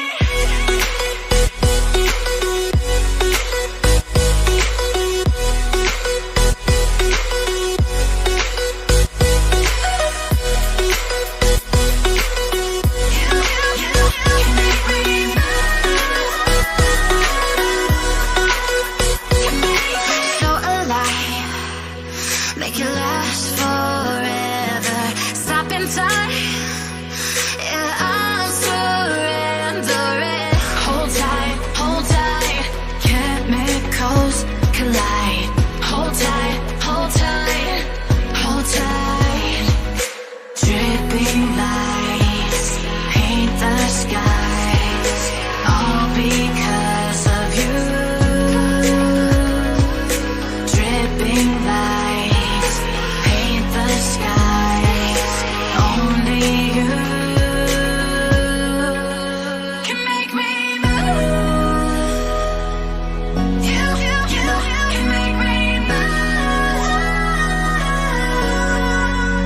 Can make me move. Can make me move. You can make me move. Can make me.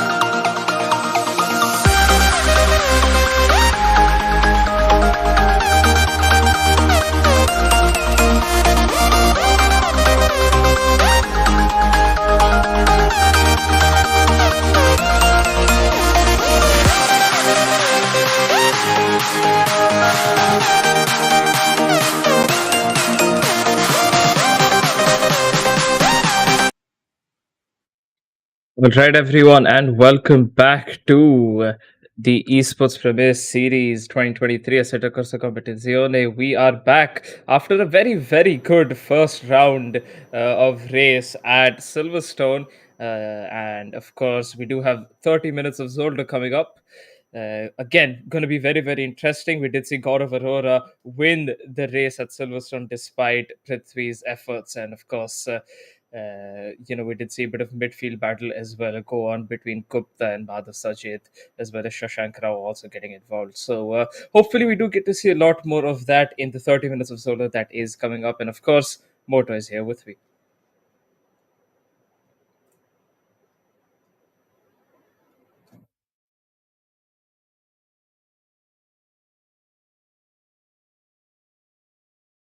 I think you're muted, Moto.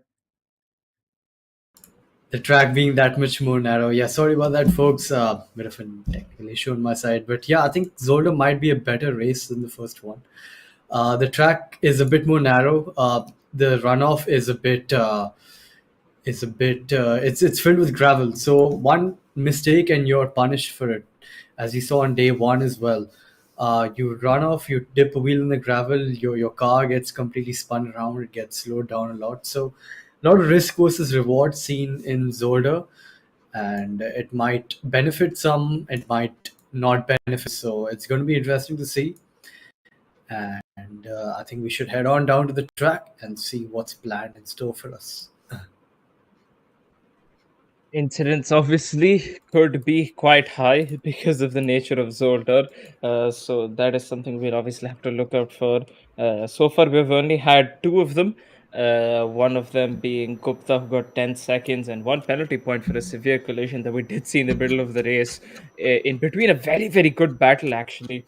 And we've also seen Ketan getting disqualified for impeding multiple cars. So let's hope that the incident count remains at just those two. But for all we know, there could be a lot more, especially going into turn one, because it is a very, very narrow circuit. So, yeah, we could have a very, very big potential of a major incident occurring.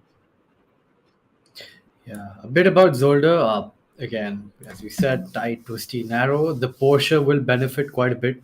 It's a very agile car, so Aurora might have the upper hand as compared to Silverstone in this circuit. So, yeah, we might see him again cruise to victory, or we might see Prithvi being a bit more aggressive at the start. You never know, especially after what he had to go through in the first one, where he had to stare at the back of the Porsche for the entirety of the race. So, do keep an eye out for that. We did have Abner Tikka who did leave halfway through the session, which we did both miss out on that. So there's that. Hopefully he's back for the second race oncoming. Rao as well had a bit of an offing, got a lot of damage, and had to go an RTG, return to the garage, and call it quits as well. So yeah, two drivers who can have a chance, who do have a chance to redeem themselves in the second race. 45 odd seconds to go before the race starts. The driver slowly and surely putting the setups as the car bounce on the grid. It was nice to see that. Pretty funny actually. Seeing the cars just bounce on as they set their setups in. Starting P1 is Aurora. P4 again, same as Silverstone is Prithvi.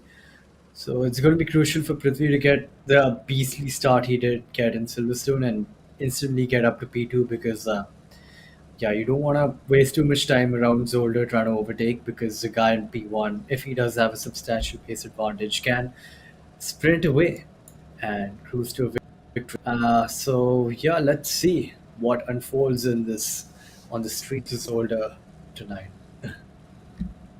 Yeah, and by the looks of it, actually, Shashank Rao has not joined the session back, so everyone will be gaining a position because of him not joining back. So we'll only have 7 drivers, unfortunately, but still plenty of racing that could be coming up ahead of us. Although this will help Prithvi as he's going to be right behind Gaurav Arora. He's going to get that slipstream off of him, and that could obviously help him out a lot going into this turn one as the green flags are about to fall, and we'll see when that does happen. And it is green light, and away we go. Prithvi getting a very good start. Madhav Sajid moving on to the inside of Oh, Nikhil there. It's actually quite unclear as to who that car is.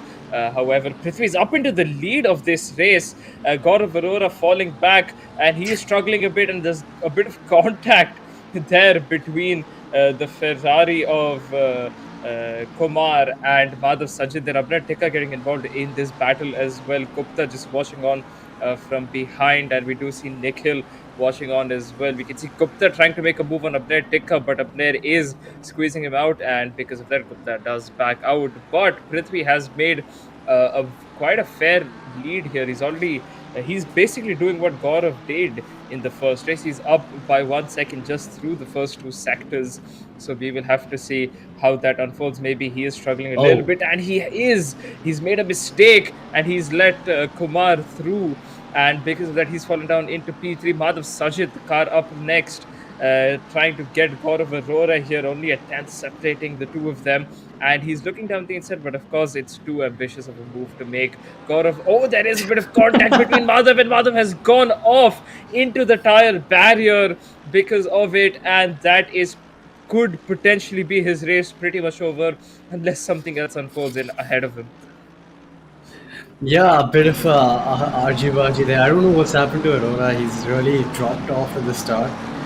Maybe he wants to make the race a bit more exciting, trying to fight his way back up. But you know what's interesting is at the start, even though Prithvi has to start P4, as Kumar goes wide, so does Aurora, so does Abner, on following each other into the gravel. Gupta capitalizes on all three of them and goes around the outside of two of them. A great move by the Merc driver, and yeah, it's a very nifty move made by the Merc driver right there. But back to my point, what I mean to say is that Prithvi, even though he had to start P4, he was ahead of Madhav, and he was actually P3 off the green line. So I've no clue how he's managed to get away with that. Surely the stewards are going to have a look at that later on. But Aurora finds himself in P4 now, right behind the Merc, who did a brilliant overtake on the outside of both Abner and Aurora right there. Into this second chicane, what I like to call the Mickey Mouse chicane, because it's just so awkward when you're just braking and turning in at the same time, and you instantly have to yank the wheel one way and then the other and then the other again. But yeah, three cars very close to each other. The Porsche right behind the Merc. Is he going to send it down the inside? No, just occupying his mirrors a bit and poking his nose in here and there. And I think Aurora is going to have a bit of fun with this, because he's had to do all the defense in the first one, and he's looking to put on a show in the second one, which is going to be great for us viewers and the commentators as well for us. So yeah, let's see how it proceeds. Meanwhile, Gupta is actually forming a bit of a train, backing up the rest of the field. So everyone behind quite close to each other, which just accentuates the racecraft and the racing, wheel-to-wheel racing we're going to get. Gupta makes a bit of a mistake, and Aruna is going to sort of capitalize on that. He's going round the outside in the first sector, around turn 2 into turn 3, and still side by side. The Beamer right ready there to pounce on these cars that are ahead of him, and I think the Porsche is going to get that move all said and done. And as Amir looks to get the move done on Gupta as well, down the inside into the RNG chicane, is he going to get the move done? Gets a nice exit, bit of bouncing as he clatters the curb there, but yeah, good racing. Aggressive but fair for all three. Oh!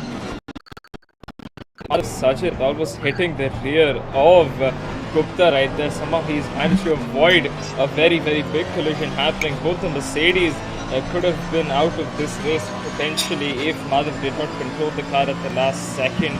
And yeah, now Tikka would be looking to make a move on Aurora. And following the trend from yesterday, actually, we did see Dipanshu dominate at Silverstone, but he's struggling here. The same is happening with Aurora by the looks of it. He dominated Silverstone, but he's struggling at Zolder. So clearly, there is some sort of trend that's followed through this. And as Gupta making a bit of a mistake there, helping Madhav Sajid come up very, very close to him. Both are being side by side on this very long straight, and then going into turn 1. Madhav Sajid on the outside by the looks of it. Gupta has actually backed off, so that's a move done from Sajid. He will be setting his eyes up on Tikka to try and get as close to him as possible. 2 seconds separate the two of them, and perhaps get involved in that battle, which is happening for P3. Yeah, good move there by Madhav, and he got a bit of a cutback line that last chicane. Dips up 2 wheels on the gravel, which is going to slow him down quite a bit. You can see visually Gupta right up his rear, but a bit too far behind to make a move into this chicane. Oh no! A bit of a synchronized spin for the Merc and the McLaren of Nikhil, as Gupta and Nikhil spin out right there, and the McLaren is actually quick back on his feet and gets the move done. A very interesting overtake there, as both of them had to spin out, and then it was down to who recovers the quickest, and it was the McLaren, who's very twitchy on the exit of that chicane as well. But an overtake is an overtake, and I'm pretty sure he can be happy with that, even though he lost quite a bit of time with the cars ahead. Well, that did look like Nikhil did outbreak himself a little bit here, so the stewards will be having a pretty close look on that incident, and we could see a penalty coming someone's way. And Gupta slowing the car down, not doing what Nikhil did to him. But yeah, there certainly will be damage for Nikhil and Gupta, especially on Gupta's rear. We did see yesterday people who had rear damage here. Of course, struggled quite a bit because you do need a lot of that downforce coming out of these cars. And the main thing that does produce the downforce is the rear wings, and if that itself is damaged, then yeah, it is not going to be an ideal situation for either of these drivers. Nikhil will be struggling with quite a bit of understeer, so I guess that does balance it out somehow. Madhav Sajid defending off from Abhinay Tikka. Tikka looking to make a move, but not close enough. And now, actually, no, Madhav Sajid actually made a move on Abhinay Tikka. So Abhinay Tikka has probably made a mistake somewhere, and his eyes will now be set on Gaurav Arora, who's 2.5 seconds up the road. He is dipping his tires into the sand or the dirt here quite a bit, so that will be hindering with his grip on his tires, but hopefully nothing too severe. As we can see, Sai Prithvi in the lead coming through the line to start another lap here, 13.5 seconds ahead, and currently lapping around 2 to 3 seconds faster than the cars behind. So he is really showing what he can do when he is let up in the free air. Yeah, he's really ramping up the track. He's probably taking out all his anger, all his frustration in the first race on the track right now. As Nikhil has another spin, Gupta narrowly avoids him. Thank God there was no contact there because it would be race ending for both of them. Yeah, Nikhil, that McLaren being very, very quite a handful for Nikhil right now as he's lost the car once again into that corner. Further up the grid, Arora, who had a pretty bad start, is right up behind the Ferrari of Kumar once again. And behind him, closely followed, is Madhav, who's looking up to get back up to the podium positions right now. Which is completely possible because I think Kumar is probably the slowest of these three cars right now. But it's all down to as to how quickly and in what way is Aurora going to pass Kumar in that Ferrari, because if he doesn't lose too much time, he might be able to stick to the back of the Porsche, follow his lines, and actually eke out a gap to Madhav behind him right now. So yeah, let's see what this Porsche does. He's had to defend the first race, and now he's showcasing how to attack in this Porsche car. Into this last chicane where you turn in early and try to get a slingshot exit. Oh, beautifully done. It was like he's not even moving the Ferrari, he just passed him around the outside right there. It looked like the Ferrari lifted off the throttle, but I'm pretty sure that was not the case. That was just a really, really good racing line taken by the Porsche where he was able to stamp on the throttle that much more early than the Ferrari driver, and he's up to P2 right now. Very good move indeed. We can see that this battle has kind of helped out Madhav Sajid. He has closed in by half a second to these guys. So that is what he'll be looking to do, get involved in this battle. Perhaps end up on the podium as well. And we can see Abhinay Tikka quite a bit of the distance also looking on to this battle that's happening ahead of him. Hopefully Kumar can come back, but by the looks of it, Aurora has already pulled off a 1 second gap, and yeah, Sai Prithvi is a very, very long way up the road. At this pace, Aurora will have to pace at around maybe 3 or so seconds a lap faster than Prithvi, which obviously is kind of impossible to do because Prithvi is already getting very, very close to the Esportz times here. So it could be a very, very big challenge on Aurora to try and catch up. So he'll just be hoping that Prithvi makes a mistake that helps him make those intros even quicker. But for now, we just have to wait and see, as Kumar will wait and see as to when Madhav Sajid does catch up, so he can go into that defensive mode to not let up that P3 from Sajid. However, Sajid is lapping around 2 seconds a lap faster, and Kumar has made a mistake, and he does get past Kumar because of that mistake, and Madhav Sajid up into P3.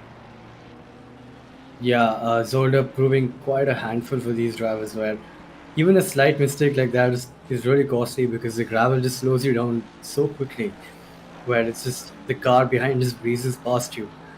But Kumar seems to have gotten a great exit out of that right hander, and he's right up behind that Madhav again into the orangey corner. Gets breaks a bit too late for his own liking, and then on the exit suffers because of that. And as Madhav again pulls out quite a gap on the Ferrari driver right behind him. So yeah, it's all a tale of keeping your mistakes to a minimum and getting the move done. As I say that, that's exactly what you don't want to do, which is to run wide and get slowed down by the gravel or the grass.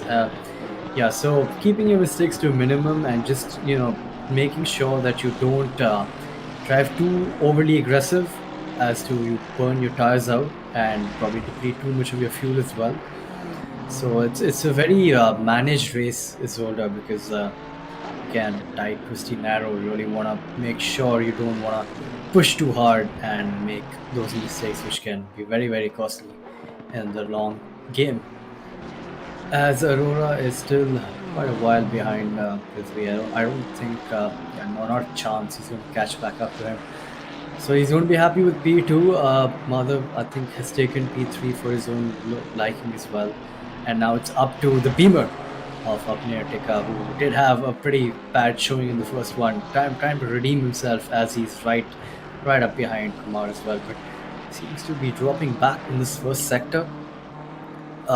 Sort of gap is sort of stagnating. I think they're both similar performance. Aurora again, yeah, he's seen that Prithvi's too far ahead, and now he's just playing mind games with the drivers behind him because he's just slowing down and having a bit of fun with the drivers around him as Madhav is going to eye for a move on Aurora and see if he can actually get that P2 on merit. Well, that is the best that he can do, to be honest, considering, that Prithvi is just a little bit too far for Reed. So he might as well, instead of getting bored, have a bit of fun with the cars around, maybe get a few more cars involved between these guys, perhaps pull in Kumar and Abnetika into this battle, which spice things up a little bit. For now, though, Madhav Sajid still looking to make that move on Aurora here for P2, and of course, hopefully, keeps that P2, or I mean, at least it'll be a podium regardless. But of course, P2 is a lot more points. Father says it's sending it down the inside, going into turn one, and makes the move stick despite the outside line being way better for making a move. A very, very good move from Madhav Sajid. It goes up into P2. Gaurav Arora now left to defend off, or rather attack from Madhav Sajid. And we can also see that Nikhil has picked up a 15-second time. Oh, sorry, apologies, a 10-second time penalty here. So that will be, of course, adding salt to his very, very big open wound that has been that incident earlier on this race. Yeah, absolutely. 10 seconds penalty is pretty much over. He's already P last, so just adding salt to the wounds, as you said. But Aurora trying to just have some fun. I promise you not, folks. He's not a paid actor. We're not paying him for this. He's just doing it on his own will. So yeah, making the stream a bit more interesting. Like Madhav is doing right now. Just copying what the friend is doing. Playing along, but yeah, it's going to make for a good show. Halfway mark, 15 minutes are through. Gets a monstrous exit on that hairpin. Is he going to go for a dive? No, just occupying the mirrors and testing the the PWT cars metal, essentially. Well, how hard is that egg to crack right now is what Aurora is asking to Madhav. But Madhav stands firm, and he's still quite a ways away from Aurora, who's still going to be hounding him for the rest of this race. So it's not a good position for the Merc driver to be in. But it's what racing is. It's exactly what you want, and he's offering it to us. So why not just sit back and enjoy this brilliant display of wheel-to-wheel action right now? That's what Aurora will be aiming for, getting that P2 back away from Madhav. This P1 and a P2 consecutively would be very, very nice of a result for him for this qualifier one. Of course, we will be seeing these guys once again in a couple days' time. So it's not completely over yet for them. However, of course, as many points as you can rack up, the better. Get a P2 here. So he will be putting a lot of pressure on Madhav Sajid, as you said. So we'll have to see how that turns out. Madhav will be doing whatever he can to keep that position. Although by the looks of it, Kumar can't really do much about it, as Abner Tikka side by side with him, about to make a move, but he does back off. So now taking the slipstream, going into the final chicane or the final corner, and not close enough to make a move just yet. He'll have to hope that he can do something going into turn one with the help of that slipstream, but I don't think it could be possible coming from 3/10. Yeah, it'll be just too risky to make a move. So he'll have to just put continuous pressure on Kumar to hope that he can close on that half a second gap and eventually go for the move whenever the time does arise. Yeah, Abner has found some raw pace right now because he was quite a ways off the Ferrari, but he's right up his diffuser.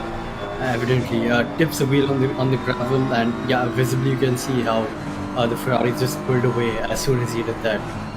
But let's see on board this lap how he tackles this chicane. Very nicely done, actually. Gains a huge amount of time on the Ferrari head. It was quite lenient on that chicane. Is he going to go down the outside, around the outside into this Mickey Mouse chicane? Not enough space left for him. Had to take them to the curving, and then the Ferrari just had the better line for the exit of that corner. But the Ferrari does dip a wheel onto the grass, which does affect his top speed, and that is going to allow the Beamer to send it down the inside. Possibly no, hangs back around the exit of the chicane. Does he get on the par earlier than the Ferrari? Not quite. He's still behind him, but tell you what, right now he does seem to have the pace advantage on that Ferrari, who's just probably had too much taken out of his tires. Almost, I think, a bit of contact, a bit of a wobbly Ferrari right there, as I think the Beamer just tapped his rear, which has allowed him to go around the outside, side by side, chooses to back out, trying to get a cutback line into the second part of this corner. Into this very awkward right-hander where you brake and turn at the same time using the brakes to slowly turn the car around into the apex. Oh, bit of argy-bargy between the two of them. Rubbing is racing, and I think that's a nice move, nifty move from the Beamer right there, and finds himself up to P4. Could be looked by the stewards potentially because of that contact alone. We'll have to see about that though. 10 minutes left in this race, and that Ferrari almost hitting the back of that Beamer. So yeah, not a very good race from Kumar by the looks of it, starting off in P2.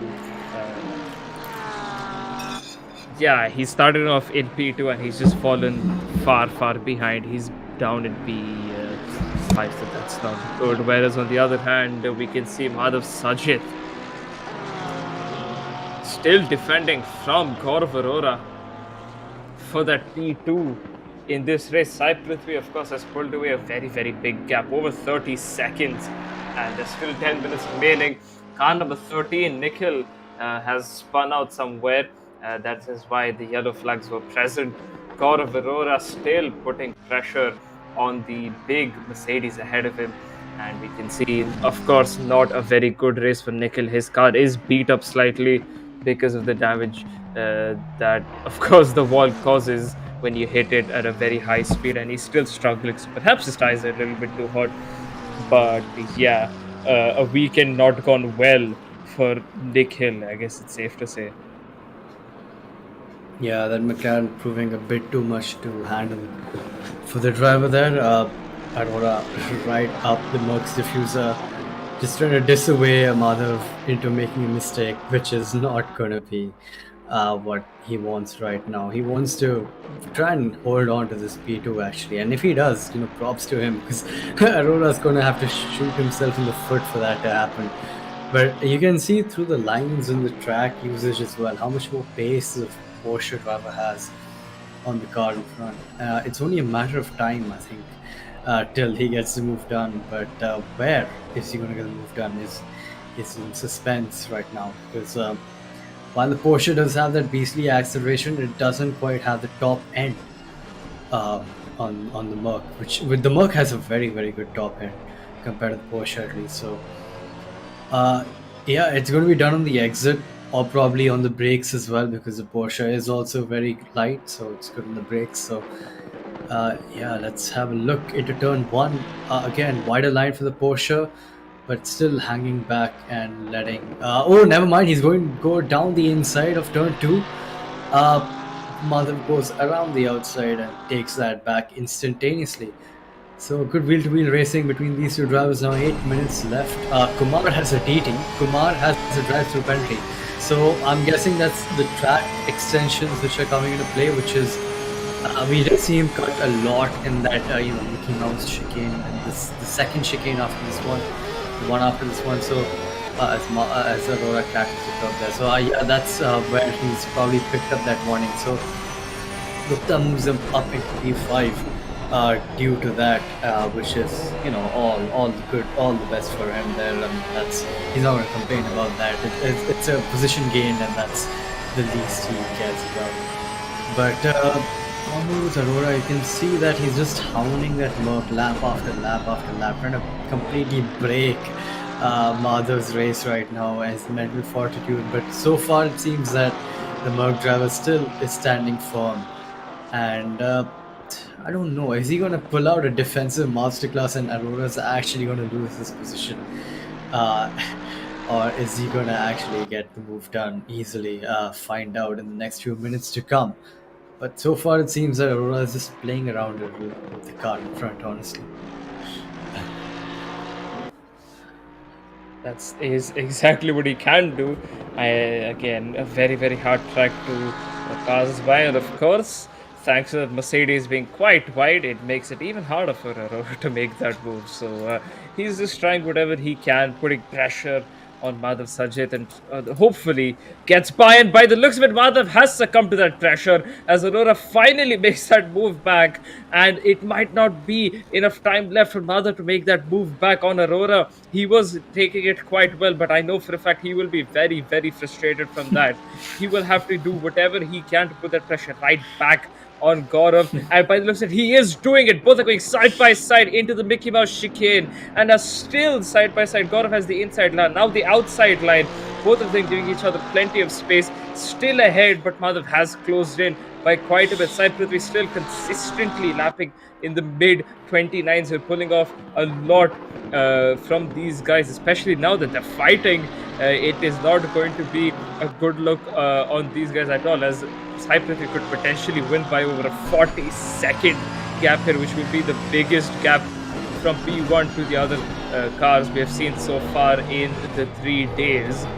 However, Madhav Sajit will have to see what he can do going into turn 1 with the help of the slip rim and the top end that he will have thanks to his Mercedes. Can he be able to do something about it? He is having a look down the inside, but has to back off, taking a very awkward line. Because of that, he's not going to get a very good exit out of turn 1. Hence his run is ruined into turn 2 as well, but has a snap of oversteer out of turn 2, and this is not helping his case out at all. Yeah, I think the pressure is on right now on Madhav, as again dips a wheel, more than one wheel on the gravel on the exit of that right-hander, which is not going to help his case whatsoever. Trying to pursue the Porsche of Aurora, who completely bunny hops over those curves right now, absolutely clattering them, and the float of that Porsche is not going to be very, very happy right now, as Madhav is trying to go around down the inside, but the Porsche closes the door on him, and the Merc is still having to see the rear of that Porsche, which again, can't really complain about. It's a good looking car. Into the hairpin that go. Who's going to be the last of the late breakers? Madhav trying to take a wider line, trying to get the punchy exit which he requires to get the move done. But again, the Porsche just so quick on its feet, on its acceleration, trying to just activating that NOS, if you will, is what it seems, because that Porsche just flies away on the exits. using a lot of track there. Both the drivers were using a lot of track. All the estate offered to them, and it's just going to be a case of when Aurora is going to let him pass and then attack him back again as we go on board with Gupta, who's picked up another drive through. I have no clue how he's managed to do that in the span of less than First 5 drive-through minutes. for Gupta, directly their motto. Oh, is that still the first one he has? Okay, never mind Yeah, then.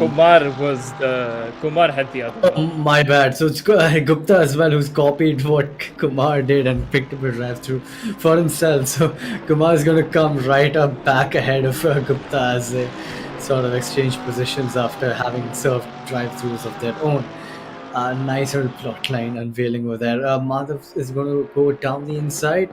No, hangs back into the Mickey Mouse chicane and still is right up behind that Porsche.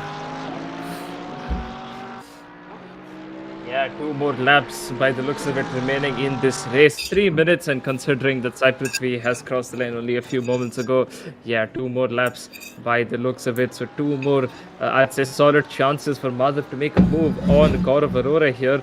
He is having to ramp up, his long plan of taking it back. Long plan being a 4-minute long plan, because he did lose that P2 to Gaurav at the 6.5 minute mark, and we're at the 2.5 minute mark now. So he will have to do a lot now to get by him. He has to put a lot of pressure, and whatever mistakes he has been making so far, he will have to iron them out, because if he continues making those, he will be losing out that P2 to Gaurav, whereas he clearly has the pace to take it away from him.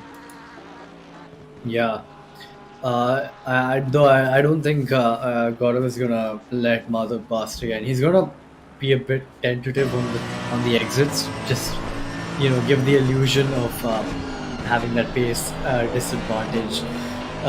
Just eluding Madhav as I'm slow. You can try and pass it, but I'm pretty sure Aurora has this under control under his car.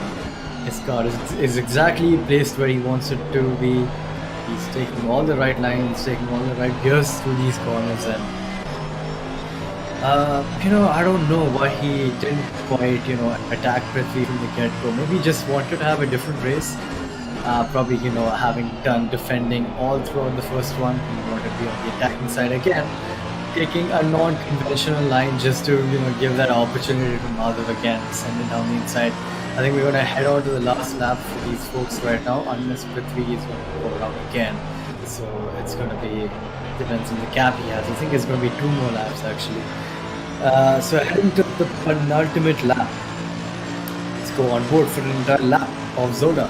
Into turn 1, a blind corner. I want to drift the car into the apex, go out wide using all the track on the right, but not too much on the right, as you have the ground there to slow the car down instantaneously. Into this corner, you want to brake and turn at the same time with the car pointed towards the apex, and balance the car on the throttle and the exit as well. Into this one, just down the brakes and then instantly throttle out again. You do not want to dip your wheels onto the gravel, which is just going to be detrimental to the run we get into this chicane, the RNG chicane as we call it. And here's why: the 2 curbs over there which you absolutely have to cut to try to get a huge pace advantage on the cars around you, because you can just gain so much more lap time by just shortening the track for yourself. I think Gupta has been DSQ'd, interestingly enough. I think it's because he didn't serve his penalty.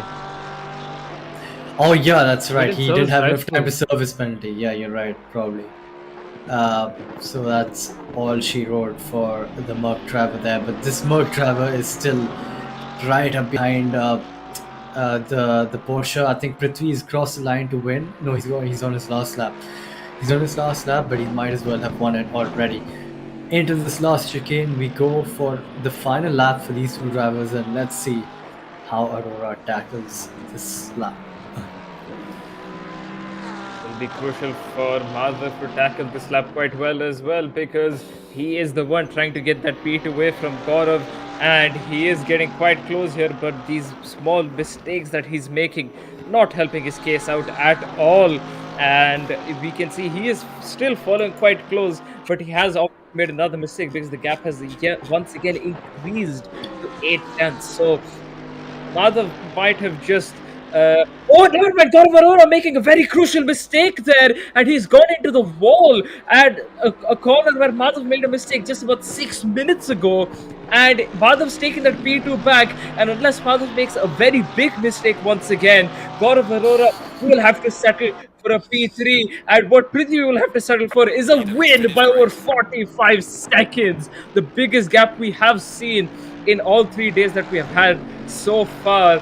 And by the looks of it, Gaurav Arora's damage is just a little too much from hitting that wall a little too hard. Madhav Sajit will remain in P2 unless once again he still has that one more chicane remaining, but I doubt he can do a lot of mistakes there. He will certainly be going for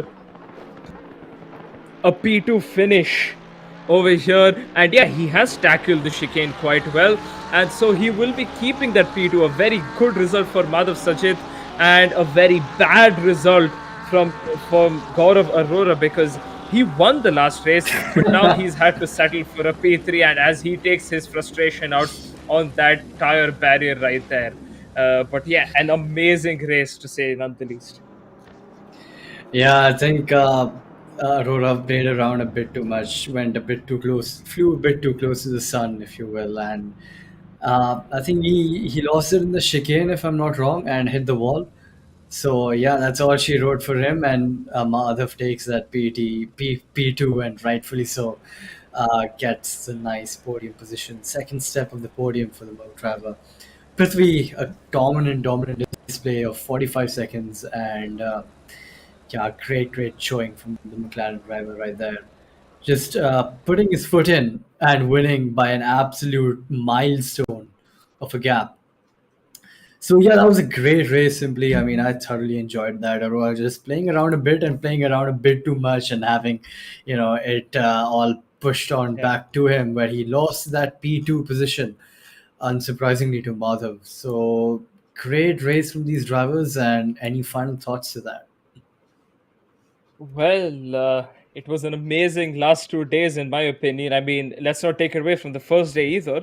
There was quite a bit of good racing happening, but Group 2 as well as Group 3 has shown us quite an amazing bit of racing here. And of course, tomorrow we are back with Group 1. We'll be seeing one of the fastest guys we have seen, Davlish Singh, come back tomorrow. So he'll be having to tackle with the other guys once again. And who knows, maybe he will finally crack under pressure, or maybe he won't. For that, you'll just have to tune back in tomorrow. That has been it from all of us for today. Have a great rest of your night, and we'll catch you guys tomorrow. Bye bye.